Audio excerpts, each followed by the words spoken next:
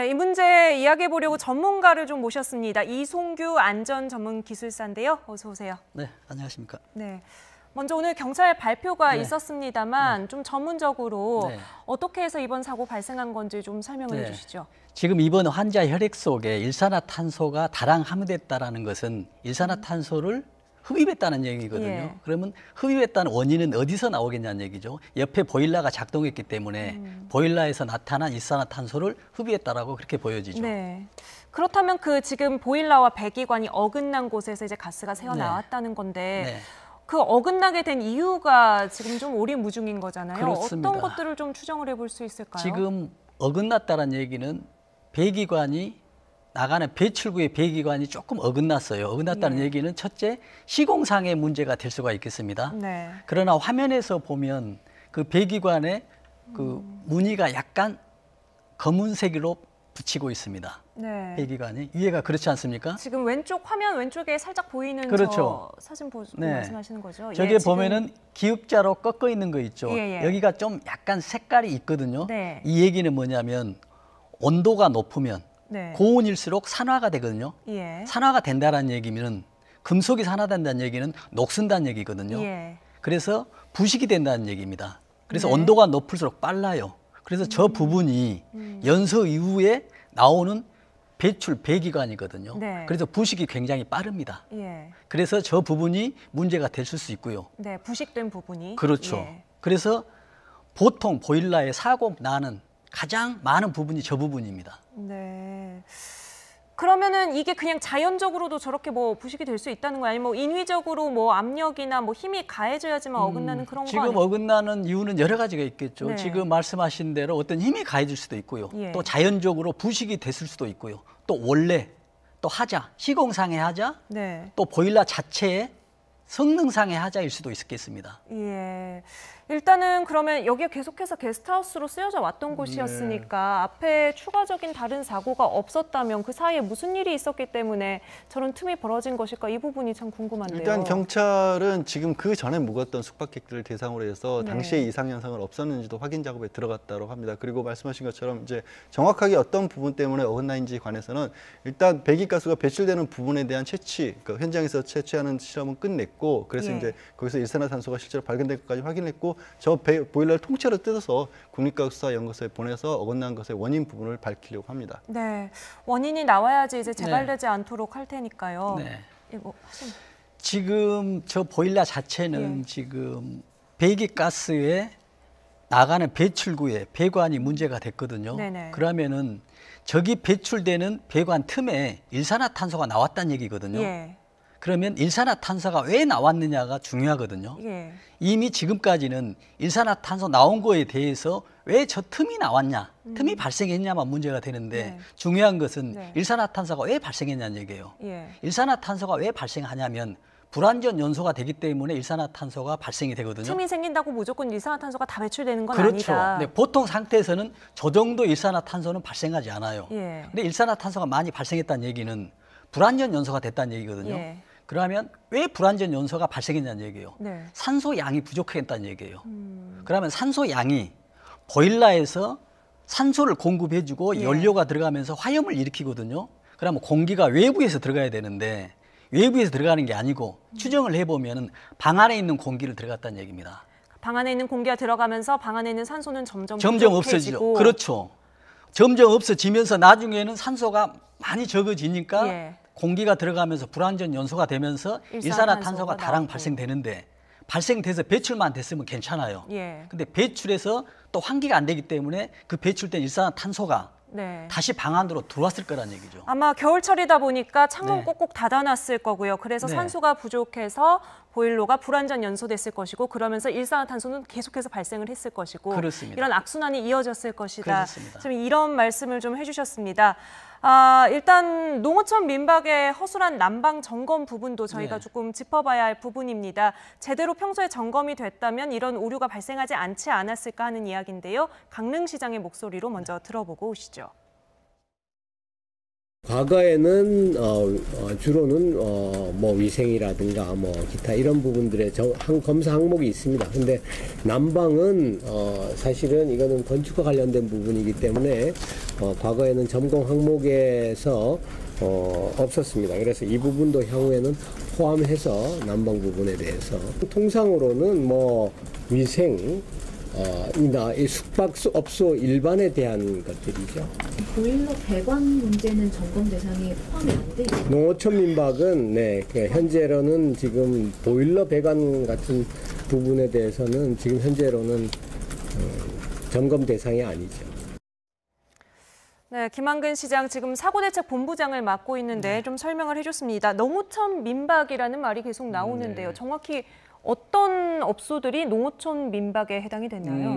그거는 이제 보통 우리가 펜션이라고 하는 것들로 예. 많이 찾고 있는데 농어촌의 어떤 소득 증대 사업을 위해서 그러니까 대규모 시설이 아닌 곳에 한해서 그러니까 주로 거주지 인근에 뭐 한두 채 정도의 건물을 지어서 숙박이 제공할 수 있도록 하는 거거든요. 근데 이게 뭐 다중이용 시설도 아니고 숙박업소로 네. 허가를 받아야 되는 것도 아니기 때문에 말씀하신 것처럼 이게 직접적인 점검 대상도 아니었고 또 소방법에 적용을 받는 시설도 아닙니다. 그러니까 네. 시에서도 빠지고 소방관서에서도 빠지는 그런 안전의 사각지대라는 그런 상황이 돼버린 거죠. 또 가스안전공사에서도 이 부분에 가스가 공급되는 쪽까지는 점검을 하는데 네. 공급돼서 어떻게 사용이 되는지까지는 또 보지를 않는 부분이 있어서 네. 어떻게 볼다면 이 부분이 진짜 예견된 참사일 도 있다는 생각까지도 드는 상황이죠. 가스 누출 경보기도 의무적으로 달 필요가 없다고 가스 누출 그러더라고요. 경보기도 의무적으로 달 필요가 없고 예. 그다음에 이제 일산화탄소 배출기 같은 경우도 경보기도 올해 9월부터 캠핑 시설 같은 예. 곳에 있어요. 캠핑카라든가 텐트 같은 곳에는 설치를 하도록 해 있는데 또 이거는 이제 농어촌 민박업소 숙박시설에서는 그것도 의무화가 아니었던 겁니다. 네, 이게 이것과의 차이가 클 것 네, 같은데요. 굉장히 중요하죠. 네. 근데 지금 보일러 시설에서 중요한 두 가지 아주 유해 요소가 있습니다. 예. 지금 우리가 뭐 배기가스 하니까 연료가스인지 뭐 나가는 가스인지 헷갈리거든요. 예. 근데 보일러에 중요한 거는 연료가 들어가는 LPG 가스가 있어요. 예. 연료가 들어가는 LPG 가스가 있고 이 연료가 들어가서 연소가 되거든요. 네. 연소가 되면 이후에 네. 배기가스가 나오거든요. 네. 그래서 연료가 들어가는 LPG 가스도 굉장히 위험합니다. 만약에 들어가는 LPG 가스가 누출이 돼서 네. 새어나와서 방 안에 있었다라고 한다면 네. 이게 질식이 문제가 아니고 폭발의 위험이 있거든요. 네. 그래서 거기에 대한 문제가 있고요. 예. 또 하나는 이 가스가 들어가서 연소가 된 이후에 노출되는 일산화탄소, 네. 이 가스도 있거든요. 이 가스가 밖으로 배출이 돼야 되는데 지금 이번 사고에서는 후자에 안 된 거죠. 일산화탄소. 그래서 우리가 점검을 할 때나 대책을 세울 때 들어가는 연료의 LPG 가스가 정상적으로 들어가는지, 연소 이후에 나타나는 배출가스가 완벽하게 밖으로 배출되는지 예. 이 두 가지가 점검이 가장 키포인트라고 볼 수 있죠. 환기 시설은 역시 갖추고 있어야 되지 않습니까? 당연하죠. 예. 보일러실에 환기 시설이 없었다라면 이건 보일러실이 아닌 것이죠. 네. 지금 이번 사태로 서울교육청에서 이제 학생 장례비를 전액 지원을 해주기로 했고요. 보일러가 일단 주요 원인으로 네. 지목이 돼 있고 이게 왜 그런지 아직 확실하지 않은 상황에서 책임을 누가 지게 될지가 조금 궁금한데요. 사실 일단 현장 사고만 놓고 봤었을 때는 과연 이게 보일러 설치와 관련된 문제였으냐 아니면 관리와 관련된 문제였냐를 네. 일단은 밝혀야 될 겁니다. 아까 초기에 얘기했던 과연 보일러에 왜 배기통이 어긋나 있었는가를 밝히는 것을 알아보기 위해서 책임 소재를 밝히기 위해서 이제 국과수에서 이 부분에 대한 수사에 들어갔다는 거고요. 네. 그밖에 이제 간접적인 원인이라고 좀 봐야겠죠. 이제 학생들이 과연 이런 식으로 현장 체험 학습을 떠나서 관리 감독자 없이 어떻게 보면은 여행을 가는 것 자체가 네. 뭐 적절한 처분이었냐 이 부분도 다시 들여다볼 필요는 있을 겁니다. 네. 그럼 앞으로 이제 뭐 정부에서 전수조사도 하고 네. 뭐 다 하겠다고 하는데 네. 아까 말씀하신 부분들 뭐 LPG 가스도 네. 확인을 해야 되고 그렇습니다. 일산화탄소가 제대로 잘 그렇습니다. 노출되지 않는지도 네. 확인을 해야 되는데 네. 어떤 부분부터 그러면 펜션들 지금 들여다봐야 될까요? 지금 가장 중요한 거는 이번에 정부에서 발표하는 게 뭐 일산화탄소 감지기 네. 이것도 설치한다고 하거든요. 이것도 틀리진 않습니다. 예. 굉장히 유리하죠. 그러나 중요한 건 지금 보일러실과 지금 방에 학생들이 숙박할 수 있는 네. 곳이 통로로 연결돼서는 안 된다는 얘기예요. 예. 그래서 가장 중요한 것은 보일러실이 외부에 있으면 되는 거예요. 예. 그래야 그러니까 환기가 되고 방과는 조금 차단이 되는 그렇죠. 곳. 예. 보일러실 외부가 대기고 대기를 통해서 학생들이 숙박할 수 있는 이 방 안으로 들어오기는 힘들거든요. 예. 그러나 지금 있는 보일러실, 대부분의 보일러실들은 보일러실과 방이 바로 연결이 돼 있어요. 네. 물론 칸막이가 돼 있지만 그렇기 때문에 문제가 될 수 있다라고 보여집니다. 네, 일단 뭐 시설적인 부분에 있어서는 농어촌 민박으로 분류가 돼 있는 펜션이 그동안 안전관리에서 좀 사각지대가 아니었나라는 지적들이 계속해서 나오고 있는 거고요. 그리고 이번 사태로 대학 수학능력 시험 치르고 나서 사실 고3들이 학교에서 뭐 제대로 된 수업이 이루어지거나 뭐 단체적으로 뭐 활동이 계속해서 꾸준히 있는 것이 아니기 때문에 이 고3을 어떻게 보살펴야 하느냐 이 부분도 논란거리로 떠올랐습니다. 유은혜 교육부 장관이 내놓은 대책이 뭔지 한번 들어보도록 하겠습니다. 우리의 아이들과 관련된 모든 학생 안전 매뉴얼과 규정을 다시 재점검하겠습니다. 교육부는 수능 이후 한 달여간 마땅한 교육 프로그램이 없이 학생들이 방치되고 있는 것은 아닌지를 전수 점검할 것입니다. 특히 체험학습의 명목으로 고교생들끼리 장기 투숙을 하는 여행이 있는지도 신속하게 점검하겠습니다. 이번 체험학습 허가를 한 서울 대성고에 대해서는 서울시 교육청을 중심으로 현장 점검이 시작됐습니다.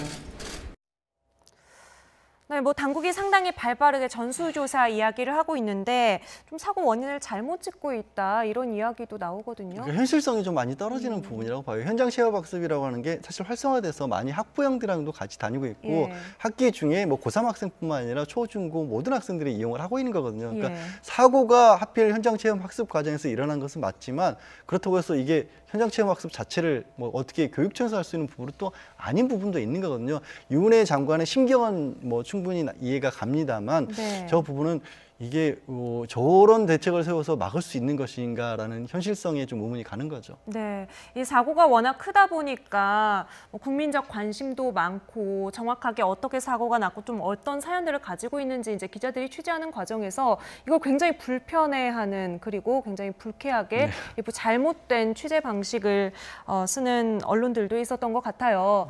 이 부분에 대해서 국민청원이 등장하기도 했고 또 일부 인터넷 댓글을 통해서 좀 피해자들을 조롱하는 식의 좀 안 좋은 댓글을 좀 처벌해달라 이런 청원들도 그러니까 여러 가지 너무가 혼재돼 있죠. 그러니까 정확히 언론 같은 경우는 학생들을 붙잡고서 연락처를 알려달라거나 아니면 학교 선생님들을 통해서도 이 학교에 대해서 내용을 알고 싶다라는 식의 취재가 좀 과도한 취재가 있었던 네. 걸로 보이고요. 접근 방식에 있어서도 피해자들에게 이중 삼중으로 피해를 줘서는 안 되지 않습니까? 예. 그런 부분에 있어서 언론이 어떻게 보면 윤리를 좀 이번에 잃은 부분들이 좀 안타깝게도 보였고 또 하나는 네.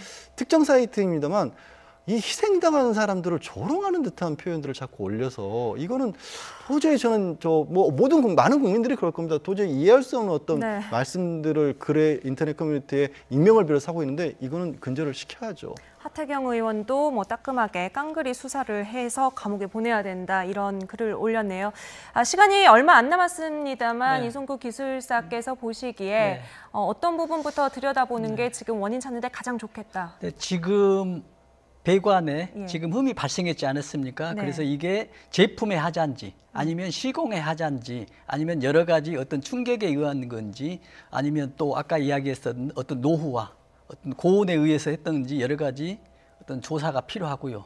이제 마지막으로 이제 말씀드릴 수 있는 것은 예. 우리가 그 안전에 대한 인식이 굉장히 낮아요. 그래서 우리는 항상 이렇게 이야기하죠. 건강이 최고다라고 이야기하지 않습니까? 근데 제가 오늘 말씀드린 것은 예. 건강보다 더 중요한 건 안전이다. 아무리 건강해도 저런 현장에서 어떤 화마에서는 속수무책일 수밖에 없기 손쓸 때문에 방법이 없죠. 네, 가장 중요한 건 건강보다 더 중요한 건 안전이다. 이 말씀을 꼭 드리고 싶습니다. 네. 뭐 철저하게 우리 사회가 반성을 하고 다시는 이런 일 일어나지 않도록 좀 고쳐 나가야 하도록 하겠습니다. 희생된 학생들의 명복을 빌고 지금 병원 치료받고 있는 학생들 빨리 회복하기를 바라겠습니다.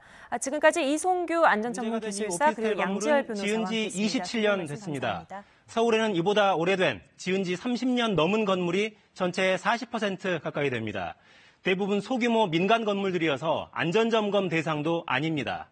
관리 사각지대가 도심 곳곳에 널려 있는 셈입니다. 조지현 기자가 보도합니다.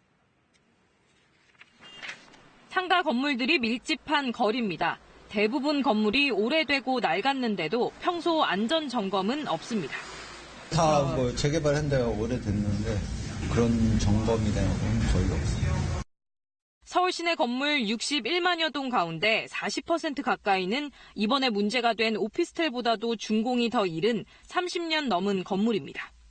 대부분 민간 소유여서 관리 책임이 자율에만 맡겨져 있습니다.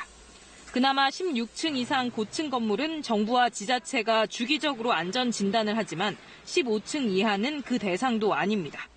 3,000제곱미터 이상 집합 건물은 준공 10년 뒤부터 2년에 한 번 점검을 하도록 했지만 그마저도 눈으로 보는 게 전부입니다. 또 안전관리 특별법에 유관 검사로 하기 때문에 외관만 볼 수밖에 없어요. 외관에서 흠이 나지 않고 외부적인 문제가 있었을 경우에는 전혀 알 수가 없는 것이죠. 이번 강남 오피스텔 건물도 올 초 이런 유관 검사만으로 아무 문제가 없다며 A등급을 받았습니다. 설사 점검에서 위험이 발견돼도 보강 공사 등은 건물주의 몫입니다. 조처를 하지 않아도 처벌은 없습니다. 게다가 10층 이하, 1,000제곱미터 이하의 건물은 지은 지 얼마가 지나든 그 어떤 법으로도 아무 안전점검 의무 대상이 아닙니다. 이런 건물이 서울에만 53만여 동 86%나 됩니다. 소규모 민간 건물들은 관리 사각에 놓인 채 도심 곳곳에서 안전을 위협하고 있습니다. KBS 뉴스 조지연입니다. 서울 상도 유치원 건물이 무너진 지 한 달이 넘었습니다. 당시 유치원 바로 옆 다세대 주택 공사장의 옹벽이 무너지며 유치원이 붕괴됐는데 해당 건설사가 애초에 유치원 건물이 부실하게 지어져 사고가 났다며 교육청 등을 고발했습니다. 김소영 기자가 취재했습니다. 다세대 주택 공사 현장 위로 유치원 건물이 서 있습니다. 한순간 흙이 터져나오더니 옹벽이 와르르 무너집니다. 유치원 건물은 못 쓸 정도로 기울어졌고 결국 철거됐습니다. 현장에 다시 가봤습니다. 경찰 수사를 받고 있는 건설사 측은 다른 주장을 들고 나왔습니다. 유치원 자체가 부실 공사로 지어졌다는 겁니다. 현장으로 쏠린 부분에는 아예 이 철근 자체가 시공이 안 돼 있는 상태입니다. 붕괴된 건물 밑에는 커다란 동공도 발견됐습니다.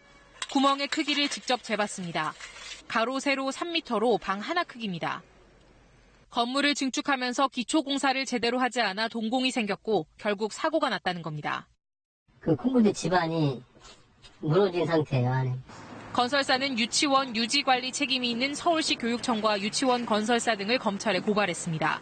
학부모들은 그러나 황당한 주장이라며 반발했습니다. 건물 이상을 감지한 유치원 측이 사고 전날 연 대책회의에서 건설사 감리사가 건물이 안전하다고 주장했다는 겁니다. 건물이 괜찮다고 말하면서 공사를 해놓고선 이제 와서는 부실 공사니까 너네 문제다라고 말한다는 거는 도대체 그러면은 그 아이들에 대해서 얼마나 생각 안에 있었기 때문에 그런 얘기를 지금에 할 수 있는가. 서울시 교육청도 맞대응을 시사했습니다.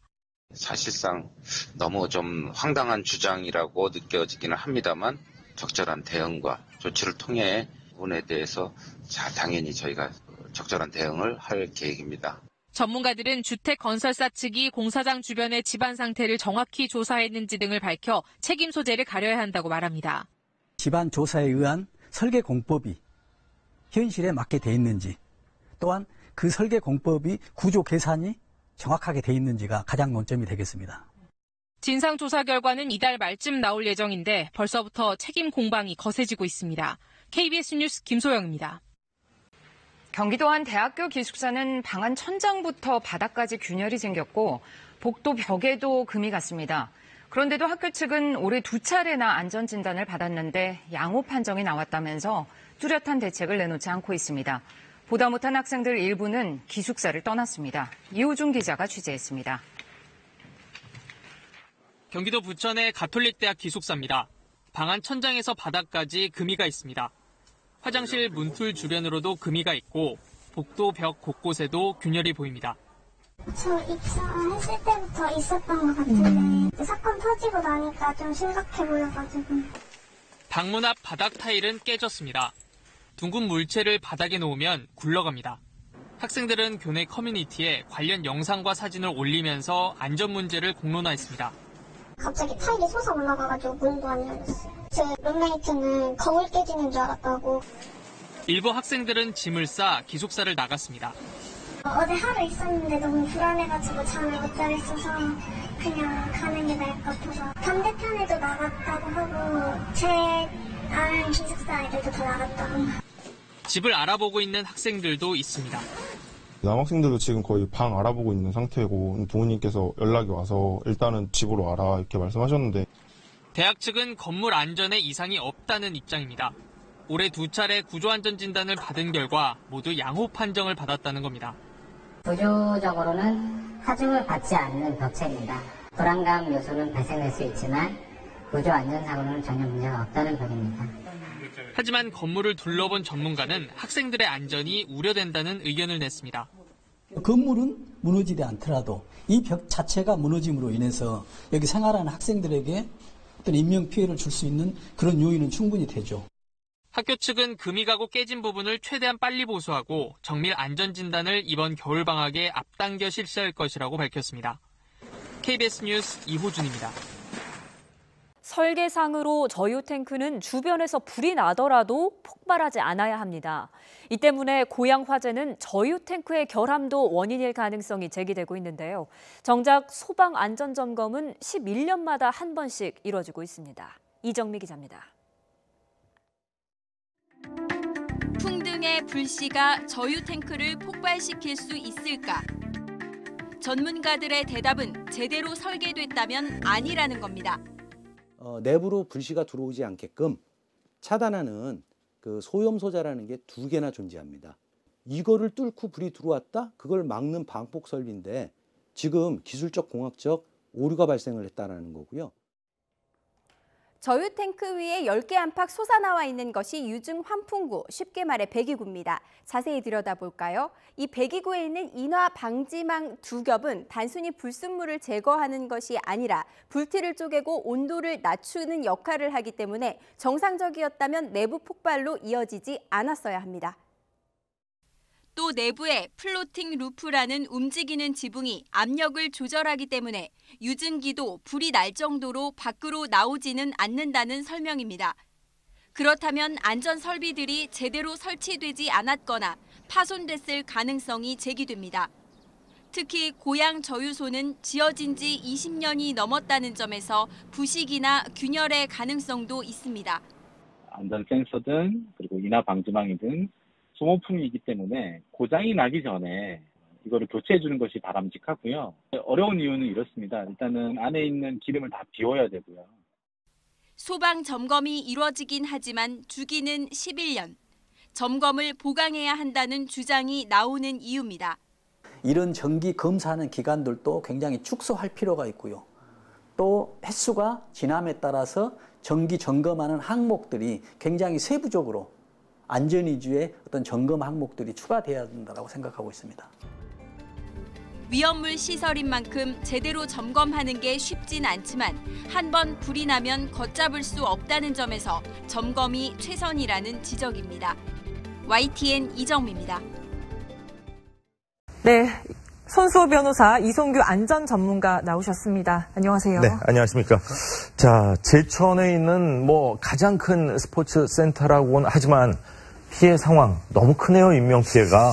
그러니까 너무 안타까운 참 비보입니다. 예. 어제 화재가 처음 발생했을 때만 해도 처음에는 사망자가 1명 정도라는 얘기가 나와서 큰 화재는 아니겠구나 생각했었는데 거기서 탈출하신 분이 나와서 저 안에 지금 20명, 30명이 있다는 말씀이 전해졌을 때 혹시 또 그런 참사로 이어지나 걱정을 했었죠. 예. 근데 그 참 걱정이 빗나갔으면 좋았는데 빗나가지 못하고 한 6시 넘어가면서부터 계속 사망자가 20명이다, 22명이다, 24명이다 이렇게 계속 늘어나더니 이 시간 현재 공식적으로 당국이 확인한 사망자 숫자는 29명입니다. 그리고 부상자 29명인데 오늘 새벽에 또 한 층에서 미확인의 시신 일부가 발견돼서 만약에 그 시신이 또 다른 새로운 시신이라면 30명으로 늘어가는 가능성도 있습니다. 희생자가, 사망자가. 현재로서는 공식적으로 확인한 그 사망자 숫자는 29명. 이 사망자만으로도 대단히 큰 참사인데 이따가 전문가들이 자세히 짚어주시겠습니다만 이 리포트에서 나온 것처럼 외장재도 가연성이 없고 또 안에 있는 내부의 마감재들도 이를테면 고무라든지 카펫이라든지 이런 불에 잘 타는 물건이 있었고 유리 또 또 통유리 때문에 탈출이 어려운 것도 있었고 맞습니다. 안에 또 2층의 여성 사우나에서 집중적으로 희생자가 발생했는데 거긴 또 락커 같은 게 미로처럼 돼 있었고요. 거기다 필로티 구조 때문에 공기가 이렇게 많이 공급되면서 연통 같은 역할을 해서 확 유독가스가 번지고 그러니까 이거를 한 신문은 최악의 시너지였다. 최악의 시너지였다. 거기다가 구조 지연까지 되고 사다리가 어떤 보도에서는 잘 펴지지 않았다고 하고요. 어떤 보도에서는 옆과의 간격이 너무 좁아서 피는데 시간이 걸렸다고 하는데 구조까지 좀 지연되면서 최악의 시너지로 비극의 참사로 이어진 것 같습니다. 참피해가 컸는데요. 이번 화재 어디서부터 시작된 걸로 보십니까?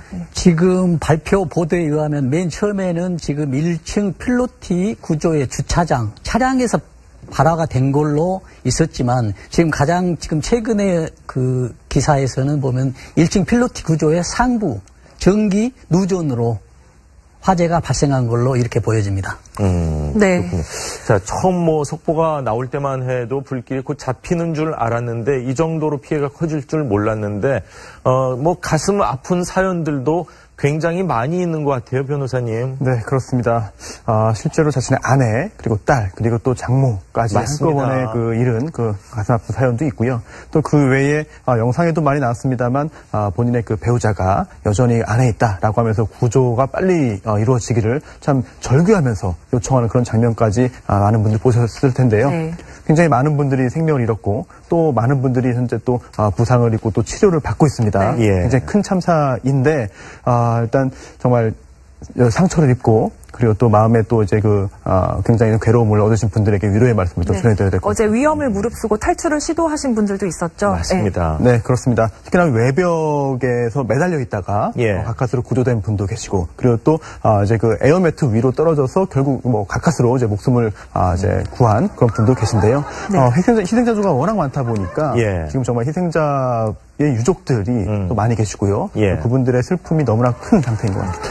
이삿짐 센터의 사다리차로 또 3명이 구조됐다. 그런 또 반가운 소식도 있긴 했어요. 그렇습니다. 일단 현장에 불법으로 주차된 차량들이 많다는 얘기가 있었는데요. 그러다 보니까 접근이 좀 곤란했던 부분이 있는 것 같습니다. 그리고 또 사다리도 부족했고 그런 상황에서 민간 그런 사다리 차들이 구조 작업에 동원이 돼서 이제 도움을 줬다고 하는데요. 정말 한 명의 목숨이라도 더 구할 수 있었던 아주 고귀한 그런 순간이었던 것 같습니다. 네, 근래에 봤던 화재 사고 중에 굉장히 피해가 큰 화재 사고로 지금 집계가 되고 있는데요. 왜 이렇게 피해가 컸던 이유, 필로티 구조 말고 다른 이유가 또 있을까요? 지금 이런 화재 사고는 지금 가장 최근에서 아마 우리나라 사우나 목욕탕 사고는 아마 제일 크지 않나 싶은데요. 아까 말씀 여러 가지 하셨지만 아주 복합적인 이유가 많기 때문에요.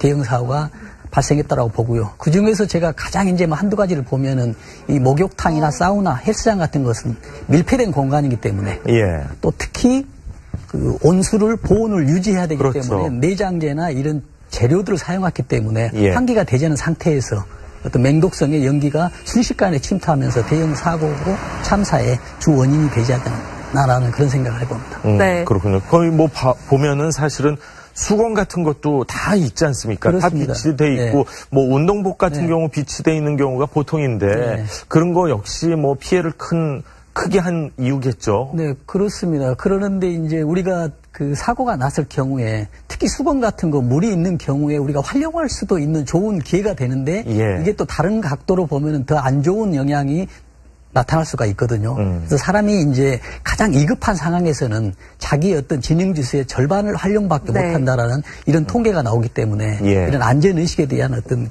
높은 고치가 굉장히 필요하다고 이번 봅니다. 화재 보면은 또 2015년에 의정부 아파트 사고가 굉장히 크지 않았습니까? 그때와 비슷하게 좀 외벽에 불에 붙기 쉬운 재질을 사용했다 이런 지적도 계속 나오고 있는데요. 이번에도 그랬죠? 지금 의정부 화재 사고하고 지금 거의 일맥상통한데요. 가장 중요한 거는 지금 외장재를 지금 가연성, 그건 우리가 쉽게 이야기하면 스티로폼을 지금 벽에 붙인 겁니다. 벽에 넣어놓고 판으로 붙이는 거거든요. 우리가 드라이비트 공법으로 샌드위치 판넬 이렇게 돼 있는데 외부에서 보면은 굉장히 미려하고요. 근데 가장 이제 선호하는 이유들이 뭐냐면은 이게 보온성이 높고요. 그다음에 건축비가 절감됩니다. 그러나 가장 취약한 문제는 화재 안전에 가장 취약하기 때문에 이번에 똑같은 문제가 반복됐다고 보여집니다. 그런데 사실 이렇게 재질 자체가 화재에 취약한데 이것을 이 재질을 그 사용하는 기준, 이때는 사용해야 되고 이때는 허용하고 불허하고 이런 기준이 없나요? 네, 지금까지는 이제 명확한 규정이 없는데요.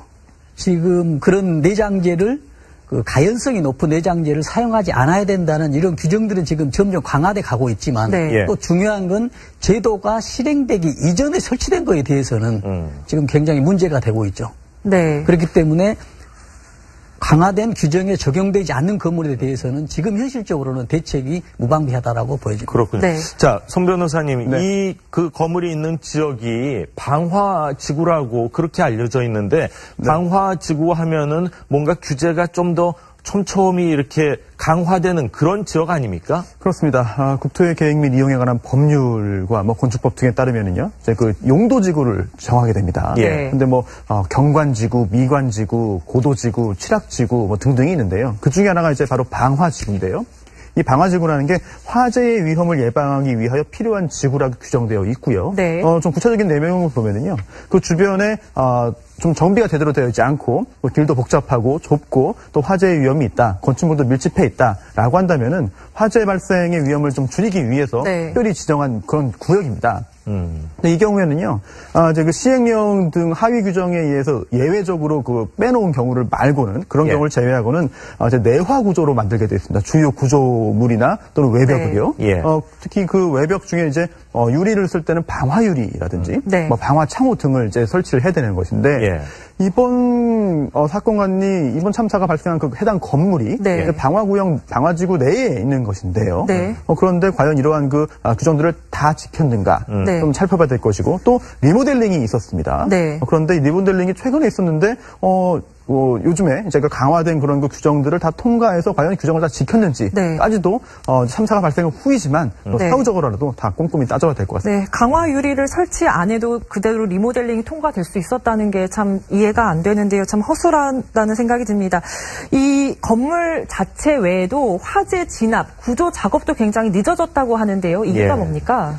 아까 리포트에서 잠깐 나왔지만 일단 안에 그 불법 주차된 차량들이 많았습니다. 이거 우리나라 전국 방방 곳곳에서 화재 날 때마다 계속 문제가 됐던 불법 주차된 차량이 많아서 소방차 진입이 늦어졌고 그러다 보니까 초동 진압, 골든타임 놓쳤다.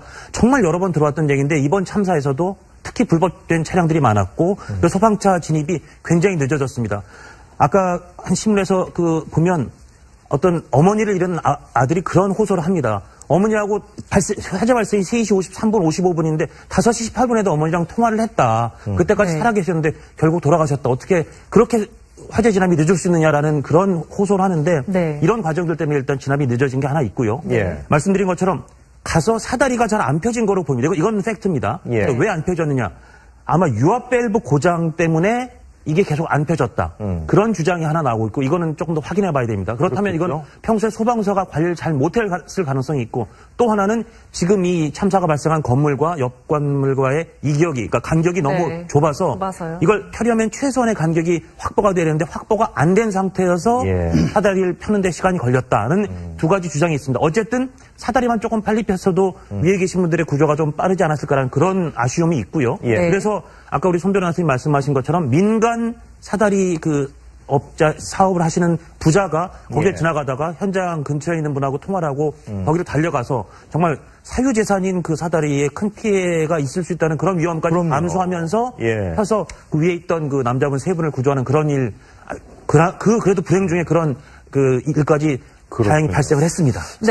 필로티 구조 때문에 이런 큰 피해가 났다 이렇게 단정 지을 수는 없지만 여러 가지 정황상 필로티 구조 바로 위에 있는 2층에 있는 여성 사우나에서 사망자가 가장 많이 나온 걸 보면은 혹시 필로티 구조도 어떤 큰 피해 일조한 거 아닌가 하는 생각도 들어요. 지금 우리가 정확히 이제 이해해야 될 게 필로티 구조였기 때문에 화재 난 건 아닙니다. 그러나 우리가 이제 한번 짚어봐야 할 내용은 필로티 구조였기 때문에 화재 났을 경우에 화재 확산 속도가 빨라졌다는 것은 확실합니다. 그러나 그 이유가 어디에서 발생이 되냐면 우리가 알다시피 지진에서도 이합전 지진에서 이런 필로티 구조가 나타났지만 건물에 4개의 기둥만 있고요. 사면이 오픈되어 있습니다. 화재가 나면 굉장히 불이 살살 올라가게 돼서요. 네. 이 불길이 바로 2층에 있는 여자 사우나로 진입했고요. 네. 사우나로 진입되면서 벽에 붙어있는 가연성 재료에 맹독성이 있으면서 연기가 여자 사우나에 침투돼서 내용 사고가 났다라고 이렇게 보여집니다. 네. 그렇군요. 자, 이번 사고 관련해서 방재 전문가 지금 전화가 연결돼 있습니다. 자세한 이야기를 좀 들어보도록 하겠습니다. 자, 공하성 경일대 소방방재학과 교수님 전화 연결돼 있죠? 네, 공학생입니다. 예, 안녕하십니까. 자, 건물 크기에 비해서 사망자, 피해 규모가 굉장히 큰데, 특별한 이유가 있다고 보시는지요? 일단 8층 정도만 되더라도 건물 내외의 온도차에 의해서 1층에서 화재가 발생했을 경우에 신속하게 2층, 3층, 8층까지 신속하게 화재가 확산될 수가 있는 그런 구조가 되어 있습니다. 네. 네, 원인을 혹시 뭐라고 추정을 하시는지요?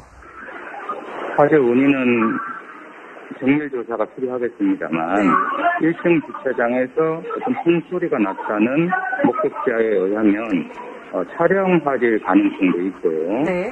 아니면 1층에서 어떤 방화로 추정되는 그런 화재일 수 있다 이렇게 생각을 합니다. 네. 소방 측 진압이 적절했냐 이런 문제도 계속 제기가 되고 있습니다. 어떻게 보세요? 일단 소방당국에서는 화재 신고가 접수된 후에 4분 내에 현장에 도착했다고 보고가 되고 있습니다. 그런데 주변 차량들의 불법 주차로 인해서 실제 건물까지는 진입하는 데 시간이 걸려서 초기 진화에 어려움이 있었다 이렇게 생각을 합니다. 그렇군요. 자, 지금 언론 보도를 보면요. 2시간 만에 큰 불을 진압을 했다 이렇게 나오고 있는데 소방당국의 초기 대응은 적절했다고 보시는지요? 그렇습니다. 일단 가장 큰 원인은 일단 출동을 빨리 해야 되는데 출동은 보통 우리나라의 일반적으로 출동 시간은 평균 7분 정도가 소요되는데 지금 이때 소방당국에서는 4분 정도에 출동을 했기 때문에 아직 출동은 상당히 빨랐다 이렇게 생각을 합니다. 단지 이제 그 불철차가 날씨가 너무 추워서 윤활유가 굳어서 고장이 나다 보니까 불철차 사용이 일부 지체가 돼서 이런 문제점이 있습니다. 네. 건물 규모에 비해서 피해가 컸던 이유가 필로티 구조라는 때문이라는 이야기들이 나오고 있습니다. 어떤 부분이 문제입니까? 네, 필로티 구조가 충분히 영향일 수가 있습니다. 왜냐하면 이 필로티 구조라는 자체가 1층을 주차장 용도로 사용하고 2층부터 어떤 용도들이 주어지지 않습니까? 네. 그러다 보니까 1층에서 화재가 발생하면 2층, 3층으로 화재가 확산이 되는데 1층에서 2층으로 올라가는 계단에 현재까지는 방화문을 사용하지 않고 일반적으로 유리문이라든가 보통문을 사용하셨으니까 1층에서 화재가 발생하면 2층으로 급속도로 화재가 번지는 이런 경향을 나타내고 있습니다. 예, 그렇군요. 자, 말씀 잘 들었습니다. 감사합니다. 자, 전화 연결 상태가 조금은 고르지 못한 점 사과의 말씀을 드리겠습니다. 자, 화재가 나고 1시간 50분, 정말 2시간 만에 큰 불을 잡았는데 화재 진압이나 구조 과정에 있어서 물론 이유는 많습니다. 불법 주차 여러 가지 이유가 있지만 아쉬움이 많이 남는 게 사실입니다. 네. 그렇습니다. 지금 앞에서도 많이 썼지만은 그 구조하러 간 소방서 사다리가 펴지는 데 시간이 걸렸고요. 또 게다가 우리 주변 주민들이 사는 그 불법 주차 이런 문제들 정말 이거 화재가 눈앞에서 보이는데 굉장히 가슴 아픈 상황인데요. 지금 우리가 이런 현재 규정에서도 보면은 지금 주택난 해소하기 위해서 몇 년 전에 우리가 도시형 생활주택을 지금 대대적으로 서울 도심 지역에 지금 건축을 하고 있는데요. 지금 이 구조대로 이 규정대로 도로를 개설을 되더라도 화재가 났을 경우에는 폭이 좁기 때문에 규정상 폭이 좁기 때문에 화재 진압 차량이 진입하기가 어렵게 돼 있습니다.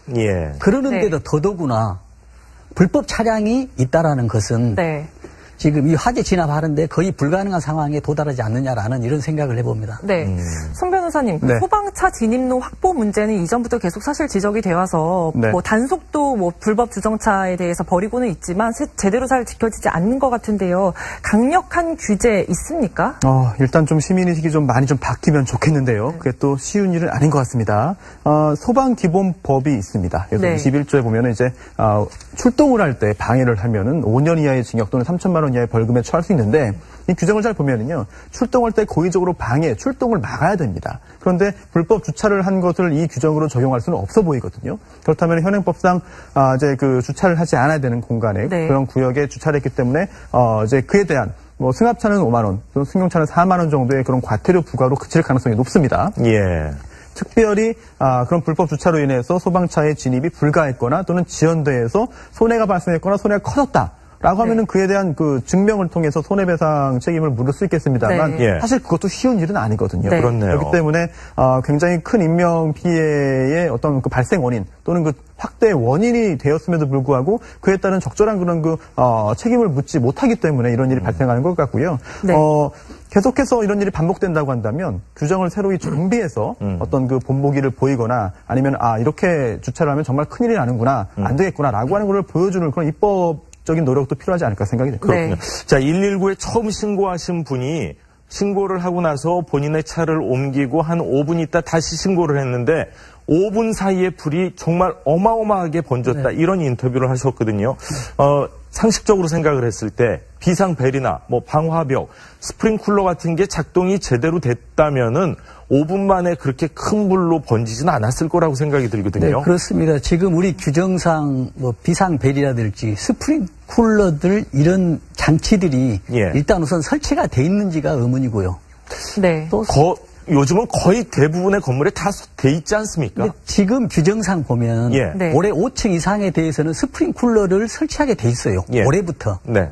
그러나 그 이전에는 11층 이상에만 의무적으로 스프링쿨러를 설치하게 돼 있습니다. 예. 그렇다라 보면은 지금 이 화재난 건물에서는 스프링쿨러가 설치되지 않았을 확률이 굉장히 높습니다. 네. 왜냐하면 규정에 설치 안 해도 되기 때문입니다. 네.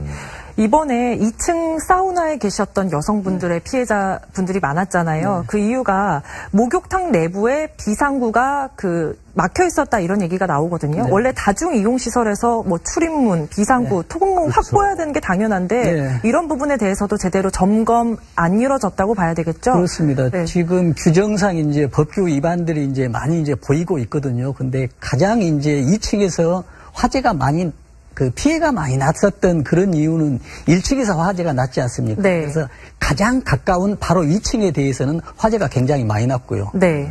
그래서 또 필로티 구조에서 아까 뭐 나왔습니다만은 2층으로 올라가는 계단이 한 중간에 있습니다. 네. 그렇기 때문에 화재가 필로티 구조에서 1층에서 화재가 나면은 그 계단이 어떤 역할을 해버리냐면 굴뚝 역할을 해버립니다. 네. 그렇기 때문에 순식간에 2층으로 그 연기가 맹독성이 들어가지 않았냐 이런 생각을 해봅니다. 네. 그렇군요.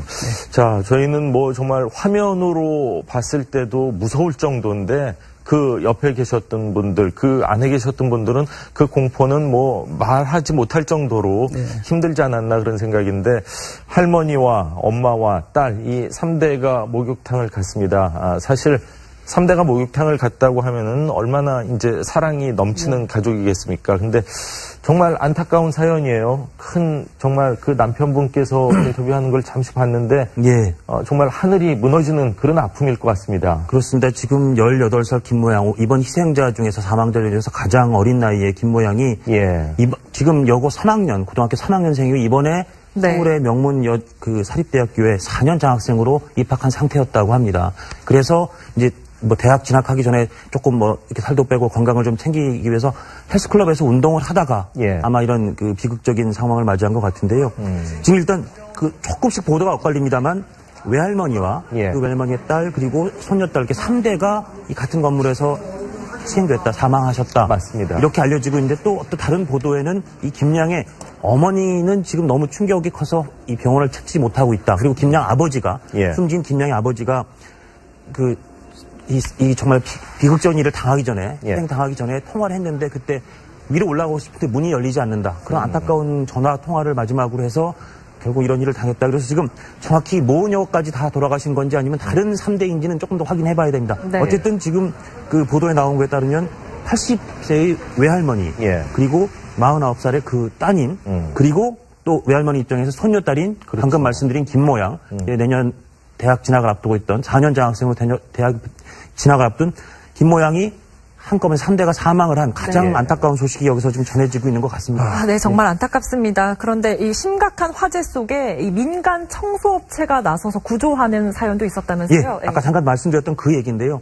그러니까 소방서 사다리차가 잘 안 펴지고 또 진입에 문제가 생기고 하는 그런 와중이죠. 근데 부자가 같이 하는 아버지와 아들이 같이 하는 민간 사다리 사업하시는 분이 가다가 거기 불이 났다고 하니 일단 그 근처에 있는 사람 지인한테 통화를 해서 상황이 어떠냐고 물어보고 거기에 가서 그 사다리도 굉장히 긴 사다리라고 합니다. 그래서 그 사다리를 펴는데 정말 어디서 필까 가장 적절한 장소를 찾아서 결국 펴고 저 위층에서 구조를 기다리고 있던 한 3명의 남성을 구조해냈다고 합니다. 그래서 아마 주변에서 보고 있던 정말 안타까운 심정으로 보고 있던 시민들이 그 장면을 보고 안도의 한숨을 내쉬고 그랬고 아마도 그분이 계셨으니까 그 이 참사 와중에도 조금 희생을 줄일 수 있지 않았나. 정말 시민의식의 아주 위대한 그 발로였다 생각이 듭니다. 그렇군요. 이 선생님 아까 말씀하실 때 사실 좀 놀랬던 게 뭐 5층 지금은 5층이라고 하셨죠? 예전에는 10층이라고 그러셨나요? 예전에는 10층 이상만 스프링클러를 11층 이상만 스프링클러를 그 의무화했는데 지금은 낮춰져서 5층 이상이면 무조건 한다. 근데 많은 국민들이 생각할 때 저 정도 스포츠센터, 제천에서 가장 큰 스포츠센터라고 합니다. 당연히 스프링클러가 있고 방화벽이라고 하나요? 불이 갑자기 번지는 걸 막는 거. 그런 거 다 있겠지 생각들 하지 않나요? 그렇습니다. 그래서 우리가 지금 이제 가장 이렇게 절실하게 필요한 것들이 국민 자신들의 각자의 안전의식입니다. 그럼 뭐 내 안전은 내가 지켜라 좀 그런 상황인 것 같아서 좀 속상하네요. 그렇습니다. 경영하는 사람도 우리 애용하는 국민들의 안전을 위해서 법의 사각지대가 있더라도 설치를 해야 되고요.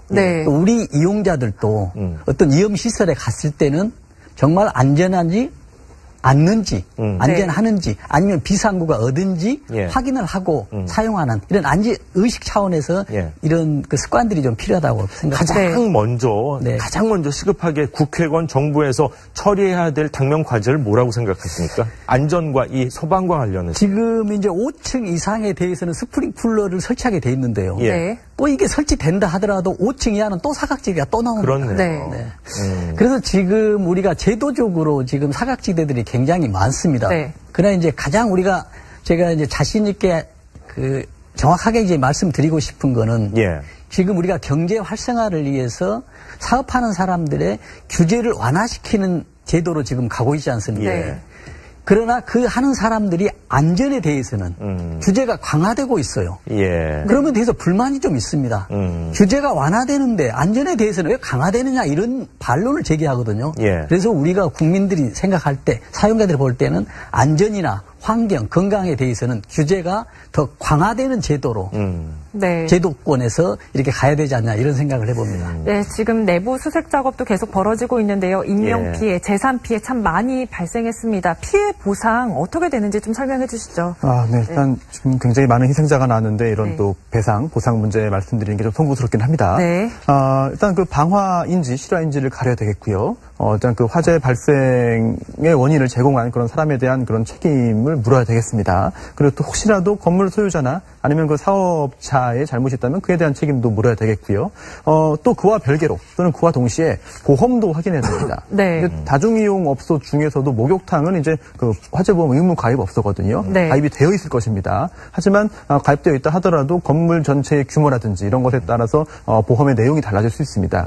구체적인 보험 가입 내용에 따라서 이제 그 피해자들이 그 보험금을 어떻게 받아서 손해 보전을 받을 수 있을지는 결정될 것으로 보입니다.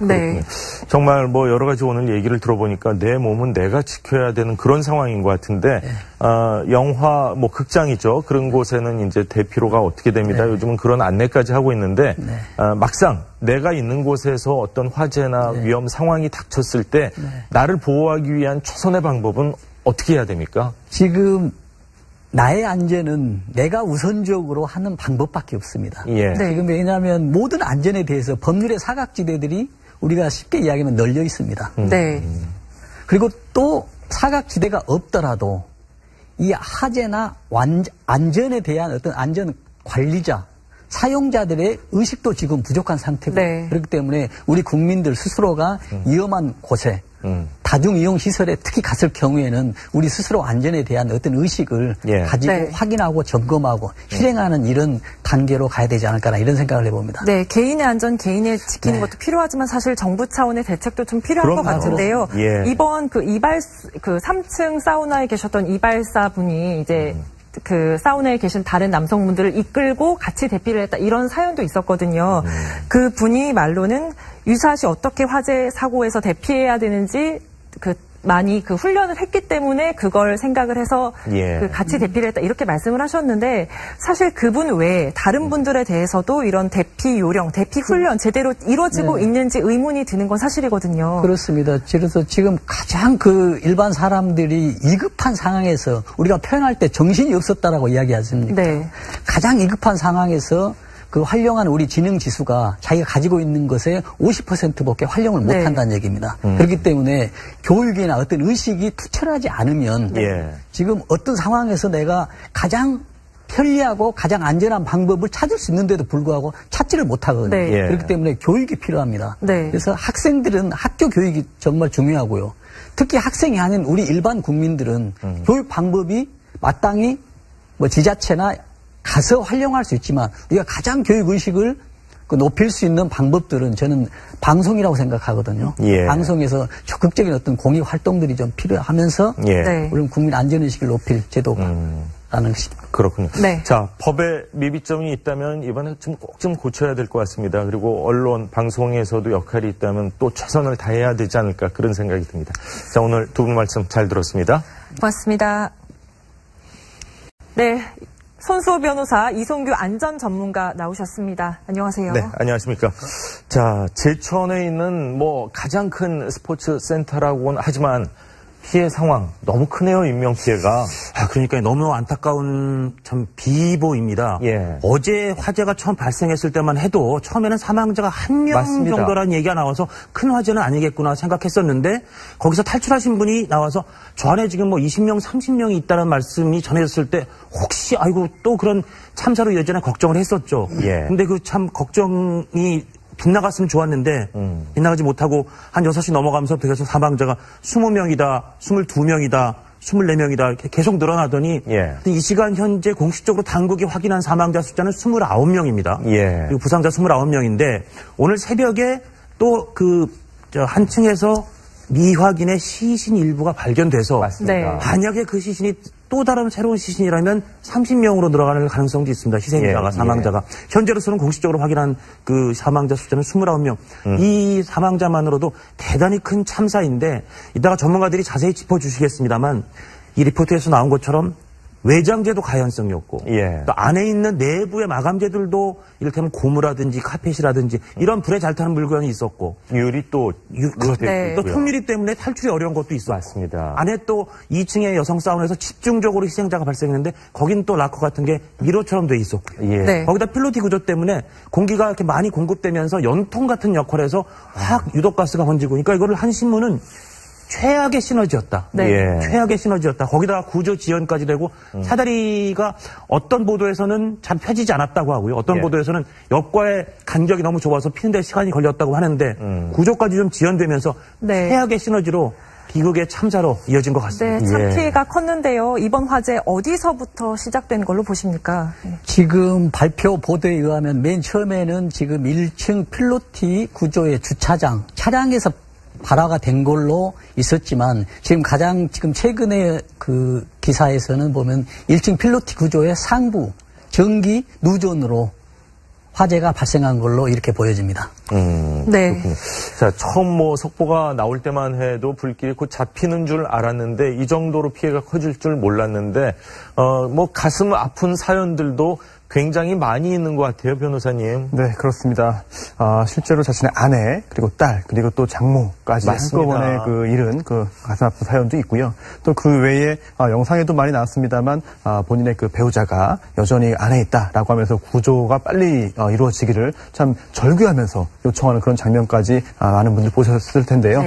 굉장히 많은 분들이 생명을 잃었고 또 많은 분들이 현재 또 부상을 입고 또 치료를 받고 있습니다. 네. 예. 굉장히 큰 참사인데 일단 정말 상처를 입고 그리고 또 마음에 또 이제 굉장히 괴로움을 얻으신 분들에게 위로의 말씀을 또 전해드려야 될 것 같습니다. 어제 위험을 무릅쓰고 탈출을 시도하신 분들도 있었죠. 맞습니다. 네, 그렇습니다. 특히나 외벽에서 매달려 있다가 가까스로 구조된 분도 계시고 그리고 또 이제 에어매트 위로 떨어져서 결국 가까스로 이제 목숨을 이제 구한 그런 분도 계신데요. 희생자 수가 워낙 많다 보니까 지금 정말 희생자 유족들이 또 많이 계시고요.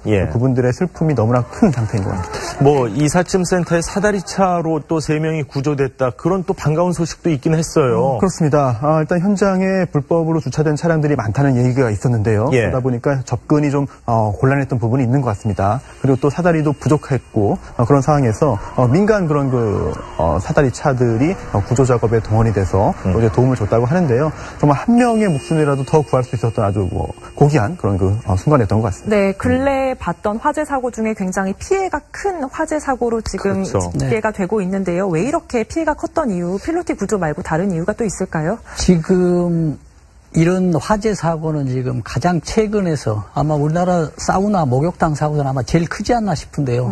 아까 말씀 여러 가지 하셨지만 아주 복합적인 이유가 많기 때문에요.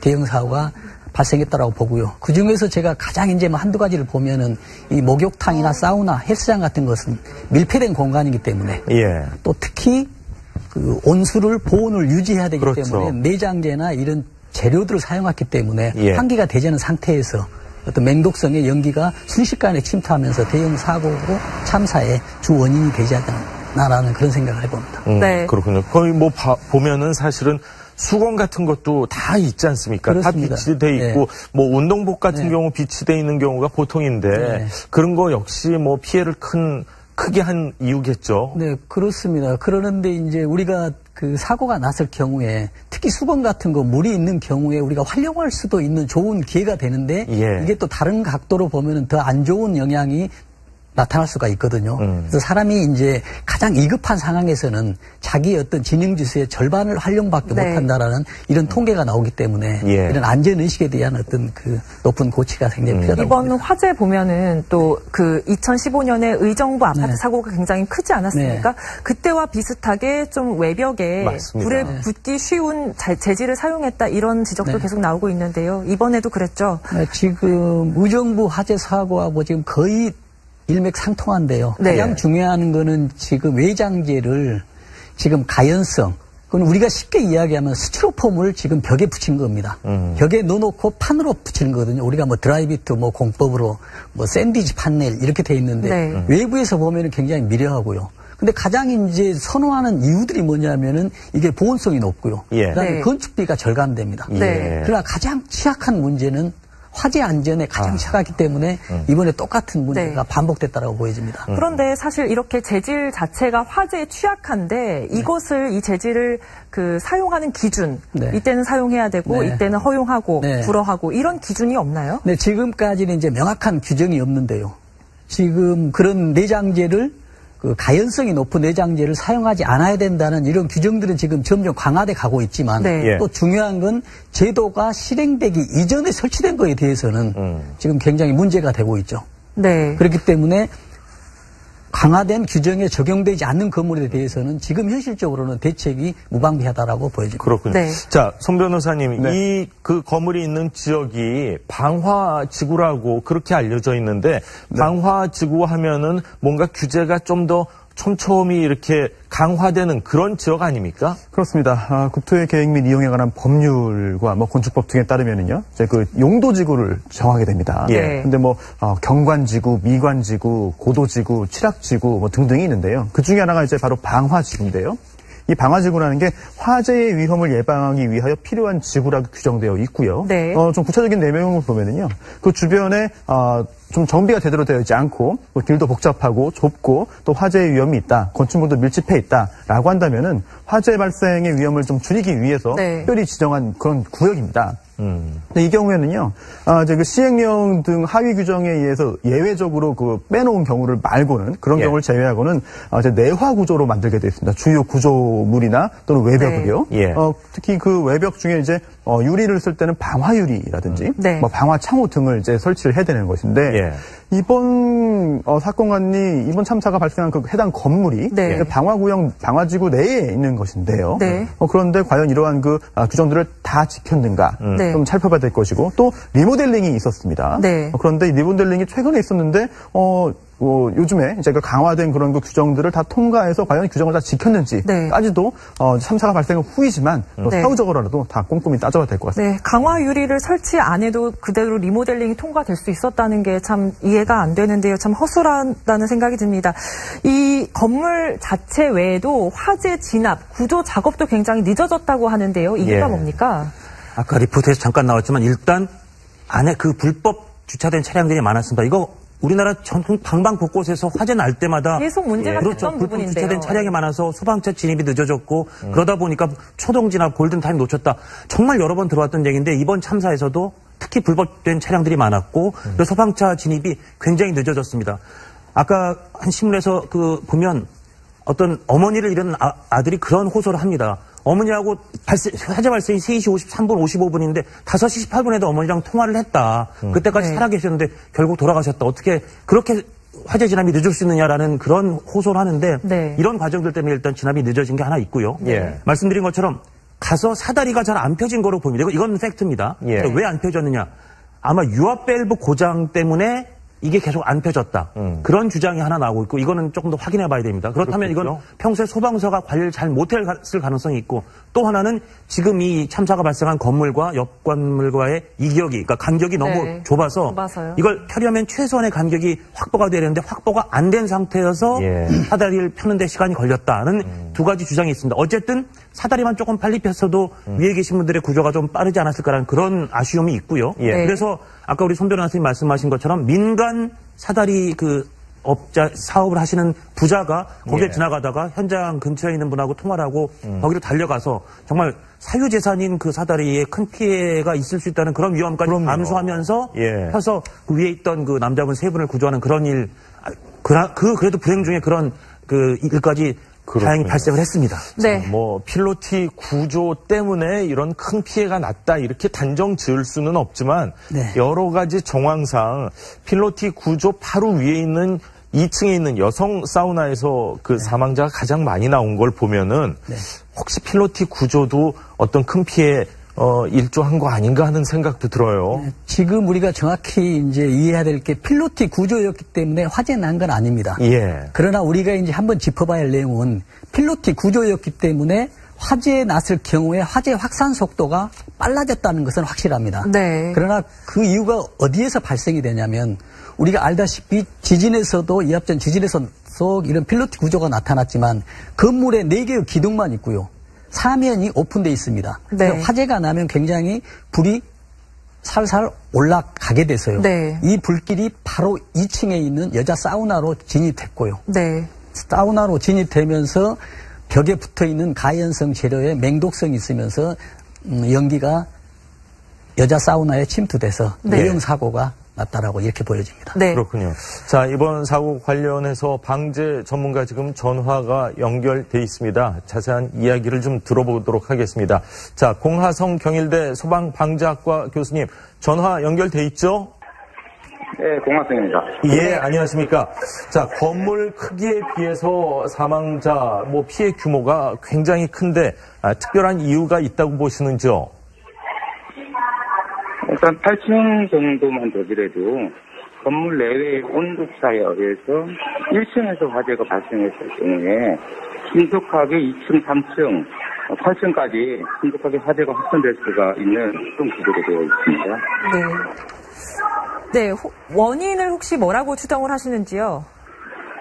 화재 원인은 정밀 조사가 필요하겠습니다만 1층 주차장에서 어떤 풍소리가 났다는 목격자에 의하면 촬영 화재일 가능성도 있고요. 네. 아니면 1층에서 어떤 방화로 추정되는 그런 화재일 수도 있다 이렇게 생각을 합니다. 네. 소방 측 진압이 적절했냐 이런 문제도 계속 제기가 되고 있습니다. 어떻게 보세요? 일단 소방 당국에서는 화재 신고가 접수된 후에 4분 내에 현장에 도착했다고 보고가 되고 있습니다. 그런데 주변 차량들의 불법 주차로 인해서 실제 건물까지는 진입하는 데 시간이 걸려서 초기 진화에 어려움이 있었다 이렇게 생각을 합니다. 그렇군요. 자, 지금 언론 보도를 보면요. 2시간 만에 큰 불을 진압을 했다 이렇게 나오고 있는데 소방당국의 초기 대응은 적절했다고 보시는죠? 그렇습니다. 일단 가장 큰 원인은 일단 출동을 빨리 해야 되는데 출동은 보통 우리나라의 일반적으로 출동 시간은 평균 7분 정도가 소요되는데 지금 이때 소방당국에서는 4분 정도에 출동을 했기 때문에 아주 출동은 상당히 빨랐다 이렇게 생각을 합니다. 단지 이제 그 불철차가 날씨가 너무 추워서 윤활유가 굳어서 고장이 나다 보니까 불철차 사용이 일부 지체가 돼서 이런 문제점이 있습니다. 네. 건물. 예. 규모에 비해서 피해가 컸던 이유가 필로티 구조라는 때문이라는 이야기들이 나오고 있습니다. 어떤 부분이 문제입니까? 예, 필로티 구조가 충분히 영향일 수가 있습니다. 왜냐하면 이 필로티 구조라는 자체가 1층을 주차장 용도로 사용하고 2층부터 어떤 용도들이 주어지지 않습니까? 네. 그러다 보니까 1층에서 화재가 발생하면 2층, 3층으로 화재가 확산이 되는데 1층에서 2층으로 올라가는 계단에 현재까지는 방화문을 사용하지 않고 일반적으로 유리문이라든가 보통문을 사용하셨으니까 1층에서 화재가 발생하면 2층으로 급속도로 화재가 번지는 이런 경향을 나타내고 있습니다. 예, 그렇군요. 자, 말씀 잘 들었습니다. 감사합니다. 자, 전화 연결 상태가 조금은 고르지 못한 점 사과의 말씀을 드리겠습니다. 자, 화재가 나고 1시간 50분, 정말 2시간 만에 큰 불을 잡았는데 화재 진압이나 구조 과정에 있어서 물론 이유는 많습니다. 불법 주차 여러 가지 이유가 있지만 아쉬움이 많이 남는 게 사실입니다. 네. 그렇습니다. 지금 앞에서도 많이 썼지만은 그 구조하러 간 소방서 사다리가 펴지는 데 시간이 걸렸고요. 또 게다가 우리 주변 주민들이 사는 그 불법 주차 이런 문제들 정말 이거 화재가 눈앞에서 보이는데 굉장히 가슴 아픈 상황인데요. 지금 우리가 이런 현재 규정에서도 보면은 지금 주택난 해소하기 위해서 몇 년 전에 우리가 도시형 생활주택을 지금 대대적으로 서울 도심 지역에 지금 건축을 하고 있는데요. 지금 이 구조대로 이 규정대로 도로를 개설을 되더라도 화재가 안 났을 경우에는 폭이 좁기 때문에 규정상 폭이 좁기 때문에 화재 진압 차량이 진입하기가 어렵게 돼 있습니다. 그러는데도 더더구나 불법 차량이 있다라는 것은 지금 이 화재 진압하는데 거의 불가능한 상황에 도달하지 않느냐라는 이런 생각을 해봅니다. 네. 송 변호사님, 소방차 진입로 확보 문제는 이전부터 계속 사실 지적이 되어 와서 단속도 불법 주정차에 대해서 벌이고는 있지만 제대로 잘 지켜지지 않는 것 같은데요. 강력한 규제 있습니까? 일단 좀 시민의식이 좀 많이 좀 바뀌면 좋겠는데요. 그게 또 쉬운 일은 아닌 것 같습니다. 소방기본법이 있습니다. 그래서 21조에 보면은 이제 출동을 할 때 방해를 하면은 5년 이하의 징역 또는 3천만 원 이하의 벌금에 처할 수 있는데 이 규정을 잘 보면은요. 출동할 때 고의적으로 출동을 막아야 됩니다. 그런데 불법 주차를 한 것을 이 규정으로 적용할 수는 없어 보이거든요. 그렇다면 현행법상 이제 그 주차를 하지 않아야 되는 공간에 그런 구역에 주차를 했기 때문에 이제 그에 대한 승합차는 5만 원, 또 승용차는 4만 원 정도의 그런 과태료 부과로 그칠 가능성이 높습니다.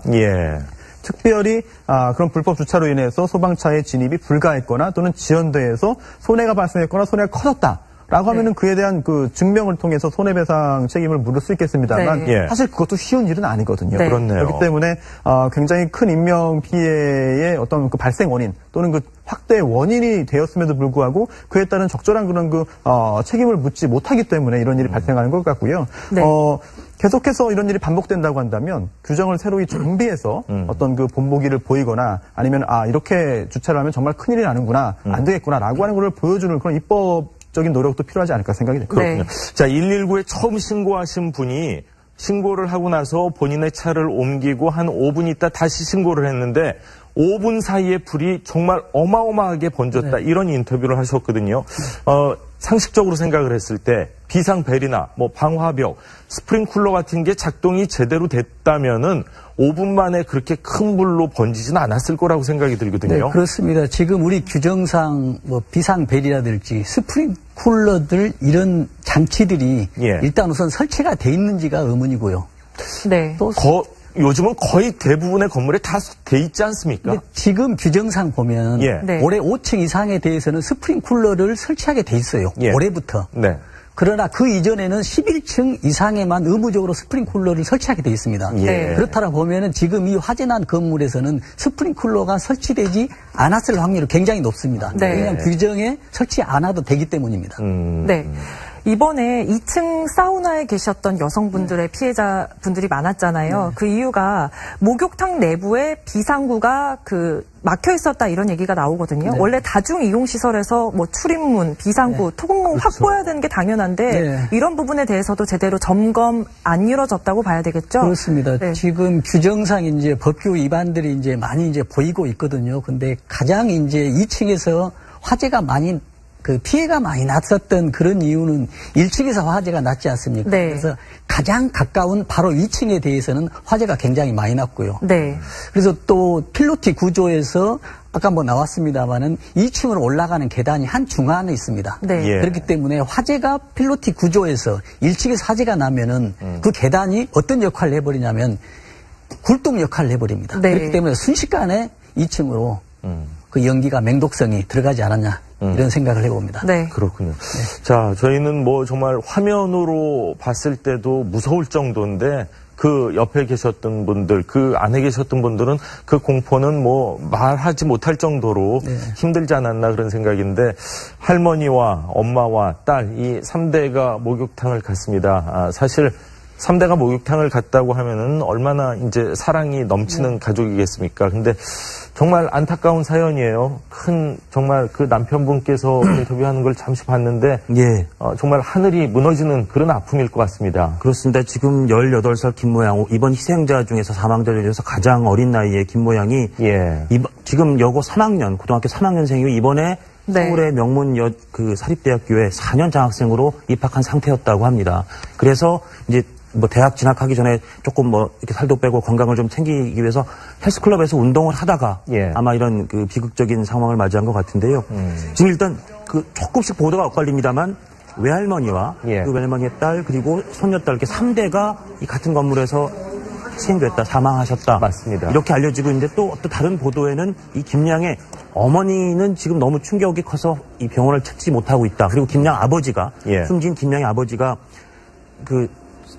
이 정말 비극적인 일을 당하기 전에, 당하기 전에 통화를 했는데 그때 위로 올라가고 싶을 때 문이 열리지 않는다. 그런 안타까운 전화 통화를 마지막으로 해서 결국 이런 일을 당했다. 그래서 지금 정확히 모녀까지 다 돌아가신 건지 아니면 다른 3대인지는 조금 더 확인해 봐야 됩니다. 어쨌든 지금 그 보도에 나온 거에 따르면 80세의 외할머니, 그리고 49살의 그 따님, 그리고 또 외할머니 입장에서 손녀딸인 방금 말씀드린 김모양, 내년 대학 진학을 앞두고 있던 4년 장학생으로 대학 진학을 앞둔 김모양이 한꺼번에 3대가 사망을 한 가장 안타까운 소식이 여기서 좀 전해지고 있는 것 같습니다. 네, 정말 안타깝습니다. 그런데 이 심각한 화재 속에 이 민간 청소업체가 나서서 구조하는 사연도 있었다면서요? 아까 잠깐 말씀드렸던 그 얘기인데요. 그러니까 소방서 사다리차가 잘 안 펴지고 또 진입에 문제가 생기고 하는 그런 와중이죠. 근데 부자가 같이 하는, 아버지와 아들이 같이 하는 민간 사다리 사업하시는 분이 가다가 거기 불이 났다고 하니 일단 그 근처에 있는 사람 지인한테 통화를 해서 상황이 어떠냐고 물어보고 거기에 가서 그 사다리도 굉장히 긴 사다리라고 합니다. 그래서 그 사다리를 펴는데 정말 어디서 필까 가장 적절한 상자를 찾아서 결국 펴고 저 위층에서 구조를 기다리고 있던 한 3명의 남성을 구조해냈다고 합니다. 그래서 아마 주변에서 보고 있던 정말 안타까운 심정으로 보고 있던 시민들이 그 장면을 보고 안도의 한숨을 내쉬고 그랬고 아마도 그분이 계셨으니까 그 이 참사 와중에도 조금 희생을 줄일 수 있지 않았나. 정말 시민의식의 아주 위대한 그 발로였다 생각이 듭니다. 그렇군요. 네. 이 선생님 아까 말씀하실 때 사실 좀 놀랬던 게 뭐 5층 지금은 5층이라고 하셨죠? 예전에는 10층이라고 그러셨나요? 네네. 예전에는 10층 이상만 스프링클러를 11층 이상만 스프링클러를 그 의무화했는데 지금은 낮춰져서 5층 이상이면 무조건 한다. 근데 많은 국민들이 생각할 때 저 정도 스포츠센터, 제천에서 가장 큰 스포츠센터라고 합니다. 당연히 스프링클러가 있고 방화벽이라고 하나요? 불이 갑자기 번지는 걸 막는 거. 그런 거 다 있겠지 생각들 하지 않나요? 그렇습니다. 그래서 우리가 지금 이제 가장 이렇게 절실하게 필요한 것들이 국민 자신들의 각자의 안전의식입니다. 그럼 뭐 경영하는 내 사람도. 안전은 내가 지켜라 좀 그런 상황인 것 같아서 좀 속상하네요. 그렇습니다. 경영하는 사람도 우리 애용하는 국민들의 안전을 위해서 법의 사각지대가 있더라도 설치를 해야 되고요. 또 우리 이용자들도 어떤 위험시설에 갔을 때는 정말 안전한지 않는지, 안전하는지, 아니면 비상구가 어딘지 확인을 하고 사용하는 이런 안전의식 차원에서 이런 그 습관들이 좀 필요하다고 생각합니다. 가장 먼저 시급하게 국회건 정부에서 처리해야 될 당면 과제를 뭐라고 생각하십니까? 안전과 이 소방과 관련해서. 지금 이제 5층 이상에 대해서는 스프링쿨러를 설치하게 돼 있는데요. 또 이게 설치된다 하더라도 5층 이하는 또 사각지대가 또 나옵니다.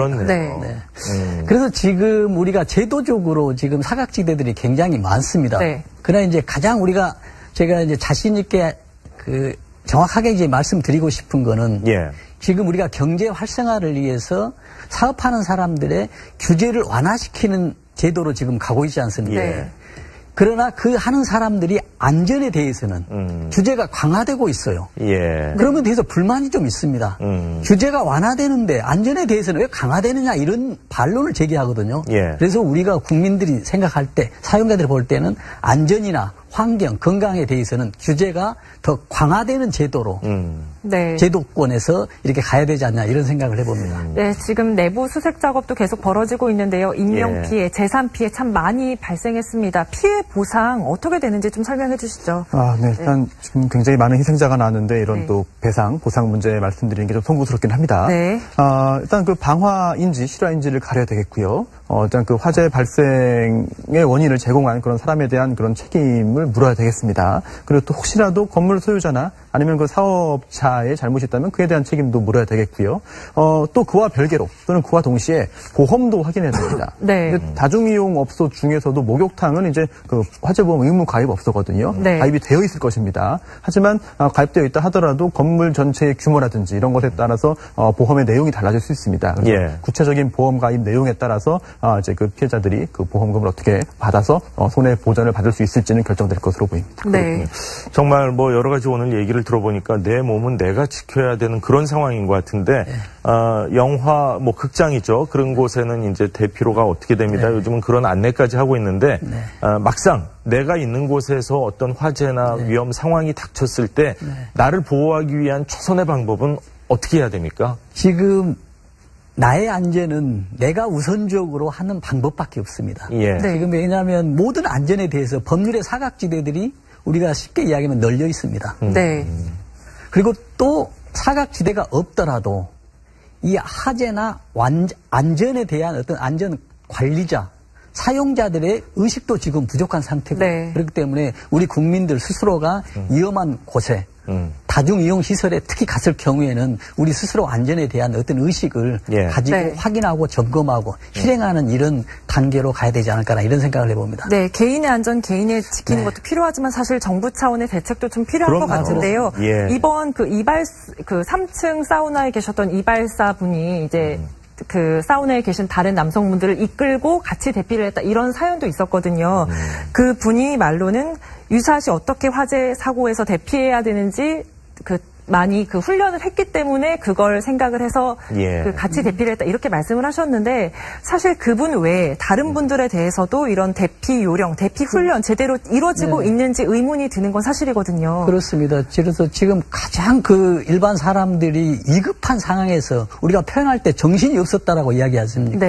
가장 위급한 상황에서 그 활용한 우리 지능 지수가 자기가 가지고 있는 것에 50%밖에 활용을 못 한다는 얘기입니다. 그렇기 때문에 교육이나 어떤 의식이 투철하지 않으면 지금 어떤 상황에서 내가 가장 편리하고 가장 안전한 방법을 찾을 수 있는데도 불구하고 찾지를 못하거든요. 그렇기 때문에 교육이 필요합니다. 그래서 학생들은 학교 교육이 정말 중요하고요.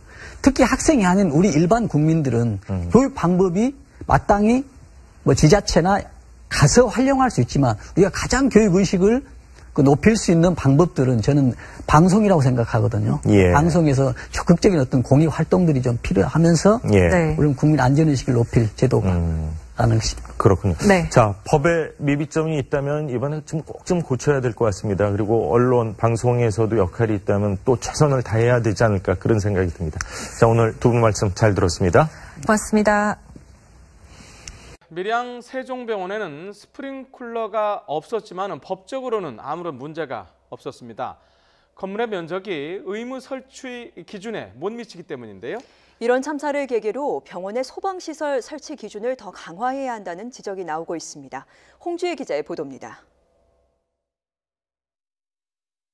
희뿌연 연기가 천장 쪽에서 새어나오더니 금세 응급실 전체를 가득 메웁니다.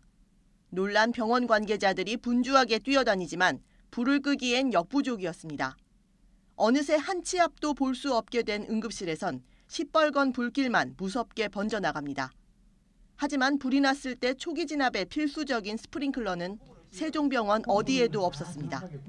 스프링클러를 설치할 수 있는 그런 어떤 시설이 아니고 일반 스프링클러 설치를 할 수 있는 어떤 그런 쪽의 건축물의 면적이 안 돼서 못했습니다. 이런 참사가 재발하는 걸 막으려면 관련법을 강화해야 한다는 목소리에 무게가 실리고 있습니다. 거동이 불편한 환자들이 많은 병원의 특성상 면적에 관계없이 의무적으로 스프링클러를 설치하게 해야 한다는 겁니다. 특히 이번에 1층에서 시작된 연기가 중앙 계단을 타고 퍼지며 피해를 키운 것도 짚고 넘어가야 할 대목입니다. 이에 따라 연기와 유독가스를 곧바로 빼내는 시설이 필수가 돼야 한다는 지적도 나옵니다. 연기가 가득 찼다는 얘기는 배출이 잘 되지 않았다는 것으로 보여지므로 대연 설비도 피난 계단에 대해서는 확실한 강화 규정이 더 첨부돼야 될 이런 상황으로 보고 있습니다. 아울러 매트리스 등 병원에서 쓰는 용품과 내장재를 불이 붙어도 연소가 잘 안 되거나 타지 않는 재료로 쓰는 것도 검토해야 할 부분입니다. YTN 홍주혜입니다. 네, 보여드린 것처럼 인화 방지망 관리가 소홀했다는 게 드러나자 경찰은 대한송유관공사 직원들을 참고인 신분으로 불러서 조사했습니다. 폭발 사고 전날 탱크의 휘발유를 90% 이상 주유한 기록을 확보해 사고와의 연관성도 확인하고 있습니다. 계속해서 한동호 기자입니다. 구멍 뚫린 인화 방지망과 불쏘시개가 될 수 있는 마른 잔디. 저유소 관리가 소홀했다는 의혹이 제기되면서 경찰이 대한송유관공사 직원 2명을 참고인 신분으로 소환했습니다. 고향 저유소 화재 닷새만입니다. 아니 그냥 그 관련해서 그냥 물어본 거예요. 그 관련해서 전반적으로 다 물어본 겁니다. 그 관련해서 점검 기록에 대해서 다시 이제 검토 중에 있습니다. 다 자료수집 받아가지고. 저유 탱크의 안전관리 실태와 과실 여부가 조사 대상입니다. 경찰은 또 현장 감식에서 저유 탱크 주변에 유증기가 퍼져 있는 것을 확인하고 사고 당시 유증기 농도가 어느 정도인지 분석하고 있습니다. 사고 전날 폭발이 일어난 탱크에 전체 용량의 90%가 넘는 휘발유를 채웠다는 사실도 확인했습니다. 탱크 자체에 문제가 있었다라고 한다면 그 유증기 배출구가 굉장히 위험한 어떤 위치가 되기 때문에 어떤 중요한 아주 위험한 부분의 장치가 되기 때문에 그런 상황에서는 굉장히 위험한 상황이 될 수가 있습니다. 경찰은 사안이 전문적이라는 점을 고려해 화재와 가스, 건축 등 전문가 7명으로 구성된 자문단도 꾸려 사고를 규명하기로 했습니다. 이와 함께 풀려나긴 했지만 아직 출국 금지 상태인 외국인 노동자가 저유소의 존재를 알았는지 규명하기 위해 동료들에 대한 조사도 이어가고 있습니다. YTN 한동우입니다. 역대 두 번째 규모의 이번 포항 지진이었는데요. 앞으로가 더 걱정입니다. 네, 전문가와 함께 이번 지진의 원인과 앞으로의 대책까지 짚어보겠습니다. 안전 전문가인 이송규 기술사와 함께합니다. 안녕하십니까? 자, 안녕하세요. 자, 밤늦게 나와주셔서 감사드립니다. 네. 자, 가장 궁금한 게요. 어제 규모가 5.4였습니다. 네. 자, 이 규모에 비해서 지금 피해 상황이 이제 속속 들어오고 있지 않습니까? 네.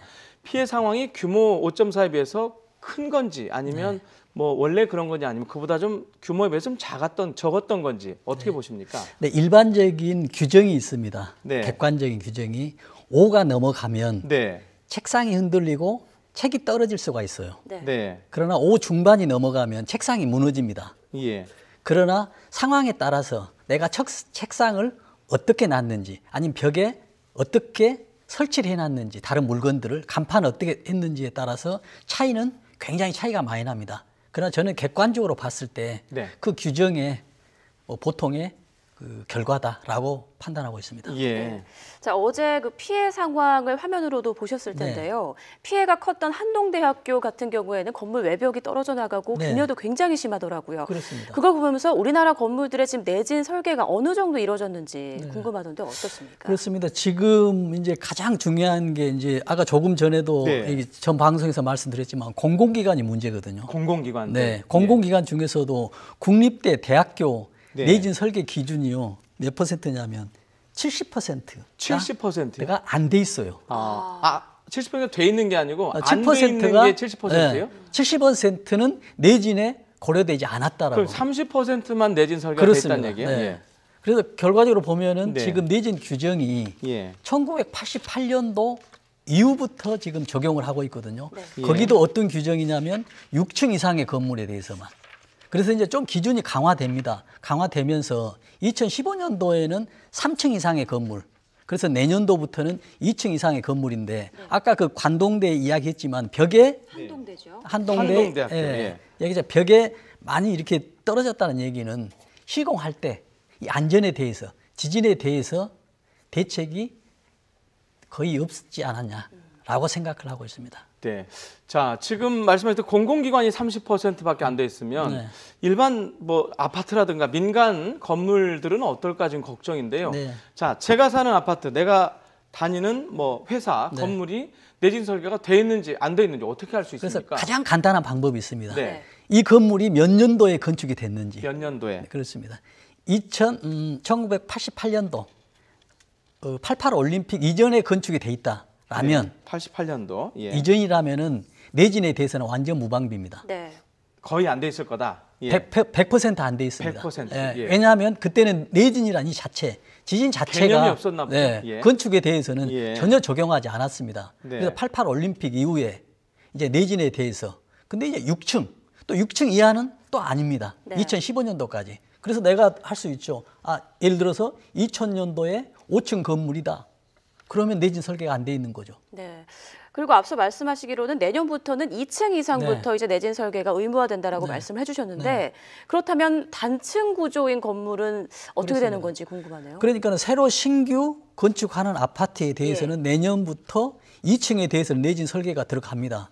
그러나 새로 신규 아파트, 신규 건축물이 중요한 게 아니라 아까 지금 말씀하신 2층 밑에 1층 또 내진 설계가 되지 않는 지금 건축물, 일반 건축물들인 지금 47.8% 정확히 50% 정도가 내진이 적용하지 않는 곳에서 우리가 거주하고 있다고 보면 됩니다. 절반 정도가? 네. 예. 자, 그 말씀을 들으니까 자, 지금 경주 지진 났고요. 포항 지진 났고요. 지진이 뭐 다른 세계적으로도 가끔 자주 발생하고 피해도 많이 나고 있어요. 그러면 내진 설계 좀 정부에서 대책을 빨리 강구를 해야 될 것 같은데요. 그렇습니다. 지금 이제 가장 중요한 거는 국민들이나 정부가 대한민국은 지진 예외기지라는 인식을 가지고 있었어요. 지진 예외지요? 지진 안전지대로 지진에 대한 안전지대로 생각을 하고 있었는데 작년부터는 상황이 달라졌습니다. 그렇죠. 저도 작년부터는 굉장히 불안했는데 올해 지진이 보면서 이거는 분명히 우리나라도 지진 포함 지역인데 왜 이런 결론이 나냐면요. 제 생각에 개인적인 보면 연구 결과도 있습니다만은 동일본 지진에 이 이후에 우리 대한민국의 한반도 지반이 흔들렸다는 얘기입니다. 그래서 어떤 상황이 되면 응집된 응력이 작용하고 있어요. 그래서 그 힘이 어느 정도 오버가 되면은 무너지거나 폭발되는 상황이 되거든요.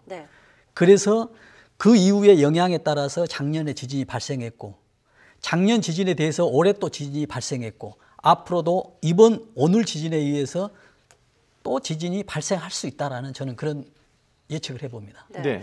또 이런 뭐 민간 주택이나 이런 것도 물론 문제지만 지진이 계속 잇따르고 있는 영남 지역에 원전이 집중돼 있기 때문에 원전 설계 또한 어떤 대책이 필요하지 않을까 이런 생각이 듭니다. 그렇습니다. 지금 국민들이 가장 이제 불안해하는 게 원자력이거든요. 그래서 원자력을 이제 자세히 그 지진에 대해서 이제 분석을 해보면 원자력에 대한 건물이 하나 있습니다. 그렇죠? 네. 그러면 그 원자력 건물 내에 원자력 설비가 있어요. 그 다음에 플러스 원자력 설비를 가동시킬 수 있는 부수 설비들이 있습니다. 그러나 지금 원전 건물은 규정상 현행이 6.5 정도는 내진을 설계가 돼 있어요. 6.5 정도는. 그러나 그 건물 안에 들어있는 원자력 설비 플러스 원자력 설비의 부수 설비에 대해서는 명확한 규정이 아직 세팅되어 있지 않았습니다. 그러나 원전 설비는 위험하기 때문에 내진 설비를 강하게 설계를 했지만은 명확한 더 세부적인 구체적인 것이 필요합니다. 네. 알겠습니다. 자, 오늘은 여기까지 듣도록 하겠습니다. 안전 전문가 이송규 기술사였습니다. 밤늦게 고맙습니다. 네, 감사합니다. 지진으로 인한 피해가 큰 상황인데요. 오늘 지진 관련해서 앞으로의 대안과 대처 방안을 좀 중점적으로 살펴보겠습니다. 네, 전문가 두 분 다시 모셨습니다. 하동호 한국지진공학회 부회장, 이송규 기술사 겸 안전 전문가 나오셨습니다. 안녕하십니까? 네, 안녕하세요. 다시 모셨습니다. 일단 지금 방금 저희 두 분 모시기 전에 영상을 보셔서 알겠지만 건물이 많이 무너졌거든요. 건물이 많이 무너졌고 앞으로 이 지금 무너진 건물들 개보수를 할 때 좀 지진의 중점적인 방점을 찍고 좀 보강 공사를 해야 될 것 같은데 어떤 점들이 좀 중요하다고 보십니까? 네, 그래서 저도 이제 금방 화면을 보면 이런 결과가 납니다. 우리 건물을 시공하는 사람들이 정말 우리 대한민국은 지진이 일어나지 않을 걸 생각하고 지금 건물 지은 겁니다. 그러나 지금부터는 이제 지진 예외 지역이 아니기 때문에 건물을 신축할 때, 건축할 때나 꼭 그게 필요하고요. 그러면 지금 이 단계에서는 내가 거주하고 있는, 내가 생활하고 있는 건물에 대해서 확인이 꼭 필요합니다. 그러면서 2차적으로 지진 같은 경우를 보면은 크게 건물이 무너져서, 집이 무너져서, 빌딩이 무너져서 사고가 아니고요. 2차 사고가 대부분이거든요. 2차 사고라면 어떤 식의 2차 사고죠? 사고, 흔들리면서 책이라든지 어떤 물건들이 떨어진다 할지, 아니면 외벽에 붙어있는 물건들이 떨어져서 다친다 할지, 금방 화면에서 나왔지 않습니까? 뭐 간판 같은 것들, 그렇습니다. 조명 같은 것들이 되겠네요. 그렇죠. 그런 것들이 2차 사고가 발생되고 있어서 피해가 크기 때문에 그런 것에 대한 보완 대책, 대비책이 꼭 필요한 상황입니다. 예, 방금 피해자들의 목소리 들으셨지만 포항 시민의 안전과 관련해서 지금 가장 걱정되는 부분이 있다면 어떤 게 있으십니까? 아까도 한번 말씀드렸습니다만은 현재 상당히 그 손상을 입은 구조물들이 있습니다. 네. 그러니까 가늘게 금간 정도는 괜찮겠습니다만은 내부 철근이 항복한다든지 휘어져 있다든지 이런 손상을 입은 구조물은 여진 시에 붕괴까지 이를 수 있기 때문에 그 부분에 대해서 조심을 하셔야 될 것 같습니다. 네, 교수님 지금 이 건물들 이렇게 잔해들 많이 봤는데 무엇보다 좀 걱정스러운 것은 향후에 이런 것들을 좀 우리가 내진 설계나 이런 부분들을 좀 차치하고서라도 이 지진 자체가 추가적으로 발생했을 때 여진 같은 것들이 왔을 때 어떻게 우리가 대처하면 좋을지 특히 운동장이나 넓은 곳으로 나가는 사람들의 영상들도 많이 봤거든요. 우리가 어떻게 좀 대처하는 게 좋을까요? 내진 설계가 잘 되어 있는 구조물과 그렇지 않은 구조물로 나눠서 한번 생각을 해봐야 될 것 같습니다. 가까운 일본의 지진 시 대피 요령을 볼 것 같으면 처음에 흔들림이 있을 때 책상 밑이라든지 이런 데 머리를 감싸고 머리가 다치지 않도록 낙하물에 의한 부상을 입지 않도록 조심을 하고 진동이 멈추면 밖으로 나가라 이럽니다만 우리나라에는 아까 그 내진 설계가 6층 이상은 1980년대부터 됐다고 얘기가 있었습니다만 사실상 제대로 된 내진 설계는 20년이 되질 않습니다. 그러니까 실제 기술자들이 내진 설계를 어떻게 하는 것이 내진 설계인지를 이해를 하지도 못했고요. 지금 이제 어느 정도 익숙해진 그 설계자나 기술자들이 구조물에 내진 설계를 적용하고 시작한 상황이기 때문에 그래서 내진 설계가 돼 있지 않은 구조물인 경우에는 낙하물에 조심하면서 구조물 밖으로 빨리 나오는 것도 한 방법이겠고요. 일단 뭐 내진 설계 자체를 파악할 수 없는 공공장소에 있거나 이런 경우들이 많은데 네. 일단은 좀 넓은 공터로 나가는 게 좋습니까? 공터로 나갈 수 있다면 빨리 나가시는 게 좋은데 몸이 불편하신 분이라든지 빨리 나가기 곤란한 경우에는 천정에서 떨어지는 낙하물에 조심하시면서 코너로 이동하시는 것이 그러니까 공간의 코너, 뭐 화장실, 목욕탕 이런 쪽으로 이동하시는 것이 혹시나 있을 수 있는 붕괴에 대해서는 도움이 될 수 있습니다. 그 수능이 일주일 연기됐는데 이번 결정은 어떻게 보십니까? 참 우연치고는 어려운 상황이 발생했다라고 생각합니다. 작년 경주 지진 이후에 당시 국민안전처에서 수능일 지진이 발생하면 수능생에 대해서 어떻게 할 것인가에 대한 대책을 심각하게 논의한 바가 있습니다. 네. 그래서 그러한 논의라든지 어떤 식으로 대책을 세울 것인가에 대한 그러한 플랜을 짜놨기 때문에 이번에 아주 빠른 시기에 일주일 연기했다라고 생각을 합니다. 그래서 실제 이미 그 수험장에 구조적 손상이 발생한 구조물도 있고 그 이외에 또 학생들이라든지 아주 불안한 상황에서 시험을 치기에 부적절한 그런 상황도 있기에 여진을 고려하더라도 일주일 정도 연기한 것은 적절한 판단이라고 개인적으로 생각합니다. 예, 그렇다면 지진이 자주 발생하는 일본 같은 경우에는 이렇게 큰 시험이 있으면 어떻게 대처를 합니까? 그 부분에 대해서는 저는 뭐 정확한 정보는 알고 있지 못합니다만 지금 그러니까 수험 중에 지진이 발생했을 때 그 수험생에 대한 어떤 뭐 성적이라든지 그 시험의 운영에 대해서는 구체적인 안을 만들 필요가 있다고 생각합니다. 네, 일단 저희 교육부의 경우에는 지진이 5.0 이상이면 시험지를 덮고 시험을 중지한다, 뭐 이런 지침을 내놓은 바가 있는데요. 그렇다면 5.0 미만이면 괜찮은 겁니까? 뭐 큰 피해가 없다 이렇게 봐도 괜찮다는 겁니까? 그 최근 몇 년 사이에 이제 지진에 대한 언론 보도가 아주 활성화돼서 많은 국민들이 뭐 규모, 뭐 5.0, 뭐 6.5 이런 수치에 대해서 아주 익숙해졌습니다만 실제 지진 전문가들은 규모로 따지지는 않습니다. 구조물의 피해와 연관되는 것은 최대 지방 가속도, 그러니까 중력 가속도를 1이라고 부를 때 1에 대해서 몇 %의 수평력이 작용했나, 그것이 내진 설계라든지 지진의 피해를 가늠하는 중요한 잣대가 되겠습니다. 예. 방금 말씀하신 규모 5라 하더라도 규모 5가 아주 깊이서 발생한 경우, 얕은 데서 발생한 경우, 먼 곳에서 발생한 경우, 가까운 곳에서 발생한 경우 피해 양상은 완전히 달라지게 되겠습니다. 그래서 규모로 어떤 잣대로 삼아서 이렇게 토론한다는 것은 좀 과학적이지 못하다라는 제 생각입니다. 알겠습니다. 네. 자, 학교, 수능과 관련해서 학교에 관한 얘기도 해봤는데 우리가 또 학교에만 있는 것이 아니라 뭐 계단이랄지 아니면 지하철이랄지 여러 곳에서 이 자연재해를 맞닥뜨릴 수 있게 됩니다. 네. 이런 경우에는 각각 대처 요령이 좀 다를 것 같아요. 그렇습니다. 금방 이제 뭐 말씀하셨지만은 뭐 밖으로 뛰어나가야 되고 아니면 책상으로 밑으로 숨어야 되고 아니면 상황에 따라서 건물에 따라서 굉장히 다릅니다. 네. 그러나 제일 먼저 이제 위급하게 진이 일어나는 경우는 굉장히 짧은 시간이거든요. 1, 2분 동안에. 그래서 몸을 피해야 되고요. 예. 가장 빨리 피할 수 있는 방법이 책상이라든지 이런 밑으로 들어가는 거고요. 그러나 그게 끝나면은 밖으로 탈출을 해야 되는데요. 탈출할 때 신속히 해야 됩니다. 그러나 이제 우리가 여기서 꼭 짚고 넘어가야 될 게 건물의 아파트에서 고층에 있었을 경우에 그러면 엘리베이터로 가야 되느냐 계단으로 내려가야 되느냐 이게 문제죠. 어디로 가야 됩니까? 그래서 엘리베이터로 가면 굉장히 빨리 갈 수 있겠다라고 해서 엘리베이터를 탈 수가 있는데 엘리베이터를 타면 가장 큰 문제입니다. 절대 엘리베이터는 타지 않아야 됩니다. 만약 그 안에 있었다면 어떻게 해야 됩니까? 그러니까요. 그래서 뭐가 되냐면 예를 들어서 엘리베이터 안에서 극한 상황을 맞닥뜨려졌다라고 했을 경우는 가장 엘리베이터에서 밖으로 탈출을 해야 됩니다. 그래서 뭐 5층이면 가까운 층에 눌러서 나가야 되고요. 예. 근데 왜 이렇게 긴급하게 나가야 되냐면 지진이 일어났을 경우에 전기나 이런 문제들이 하자가 발생해서 수독되는 경우가 있지만 더 중요한 건 뭐냐면 건물이 틀어집니다. 예. 틀어지면은 엘리베이터의 캡이 레일을 타고 상하 운동을 하는데 이게 끼어버리면 나오지도 못하는 상황이 되기 때문에 예. 밖으로 나와야 돼요. 나오면은 가장 우리가 대피할 수 있는 좋은 곳이 비상계단입니다.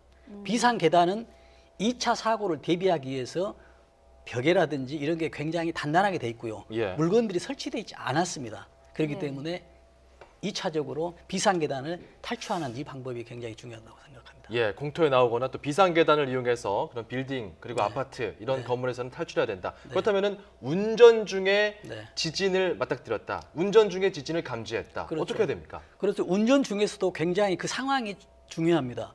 운전 중에 내가 차를 가고 있는데 옆에 건물이 있는데 건물에 보기에 안전하지 않겠다라고 했을 때는 빨리 탈출을 해야 되고요. 예. 자동차로 움직여야 되고 그 현장을 벗어나야 되고 그런데 이렇게 보니 주변에 낙하하는 물건들이 없다라고 했을 때는 차가 굉장히 안전한 곳입니다. 예. 그렇기 때문에 차를 운행하지 않고 차가 정지된 상태에서 그 안에서 잠깐 기다리면서 2, 3분 지나면은 완전한 그 강진이 멈추기 때문에 그게 끝나면은 다른 또 안전한 곳으로 차를 놔두고 이전하는 것도 중요한 방법입니다. 그래서 결국 여기서 하는 것은 제가 가정에서 말씀드리겠지만 상황에 따라서 이렇게 행동하는 것이 굉장히 중요합니다. 예. 아무래도 막상 이런 상황이 닥치면 머릿속이 하얘지기 마련이라서요. 네. 그렇죠. 일단 집 밖에 나갔다라고 한다면 그런 공터에서는 따로 행동 지침이 없는 건가요? 그렇죠. 일단 우왕좌왕하는 모습들을 그렇죠. 많이 봐서요. 지금 국민들이 불안해하고 있습니다. 근데 가장 불안해하고 있는 게 뭐냐면 지진에 대해서 대책을 잘 모르고 있기 때문에 불안해요. 알면은 불안하지 않습니다. 네. 이번 지진 같은 경우 5.4 정도 일본 사람들이 지진 나면요. 웬만한 생활 다 합니다. 그러나 우리는 이 5.4 지진이 정말 우리가 한 4, 50년 동안에 두 번째로 큰 지진입니다. 예. 이렇기 때문에 굉장히 불안해하는 거거든요. 그래서 이런 것들을 해소하기 위해서 정부에서는 가장 좋은 게 저는 그렇습니다. 교육. 평상시에 교육이 중요하다. 그렇죠. 교육에서도 저는 방송 교육이죠. 예. 방송 매스컴을 통한 교육이라든지 아니면 어떤 의무 교육. 요즘 많이 작년 이후로 어린이들에 대한 교육이 활성화돼 있습니다만은 어린이도 중요하지만 지금 이제 성인들에 대해서는 교육하는 방법이 없거든요, 사실상. 예. 그렇기 때문에 그런 대책이 좀 필요하다는 그런 만약에 말씀드립니다. 그 다리 위에서 뭐 차에 타고 있든 아니면 건너고 있든 간에 다리 위에서 지진을 맞닥뜨렸다. 이 경우에는 어떻게 대처하는 그렇습니다. 좋을까요? 다리도 마찬가지입니다. 지금 서울에 있는 한강대교를 보면은 그 내용 연수가 굉장히 진한 다리들이 많습니다. 그 자체도 좀 위험할 수 그렇습니다. 있겠네요. 그러면은 이 다리가 위험하다고 느꼈을 때는 이 다리에서 빨리 탈출하는 게 중요하고요. 그렇다고 또 물에 뛰어들 수도 없지 않습니까? 그렇습니다. 그래서 다리에서 상황이 대처가 됐을 때 상황이 발생했을 경우에 다리에서 뛰어내리는 이 방법보다는 다리 측면에서 예. 다리가 지진에 의해서 다리가 완전히 무너진다는 것은 굉장히 확률적으로 낮습니다. 그러나 불안할 뿐이죠. 다리 위에 있으니까. 그러나 안정감을 갖고 이 안정감을 찾기 위해서는 어떤 교육적인 어떤 인식이 가져야만이 다리 옆에서 대피를 할 수 있는 이런 행동들이 나오거든요. 예. 그래서 교육을 다시 한번 말씀드렸습니다. 예, 불안감을 갖지 말고 의연하게 대처하라라는 말이 마음에 남습니다. 네, 지금까지 하동호 한국지진공학회 부회장 그리고 이송규 기술사와 함께했습니다. 오늘 말씀 고맙습니다. 감사합니다.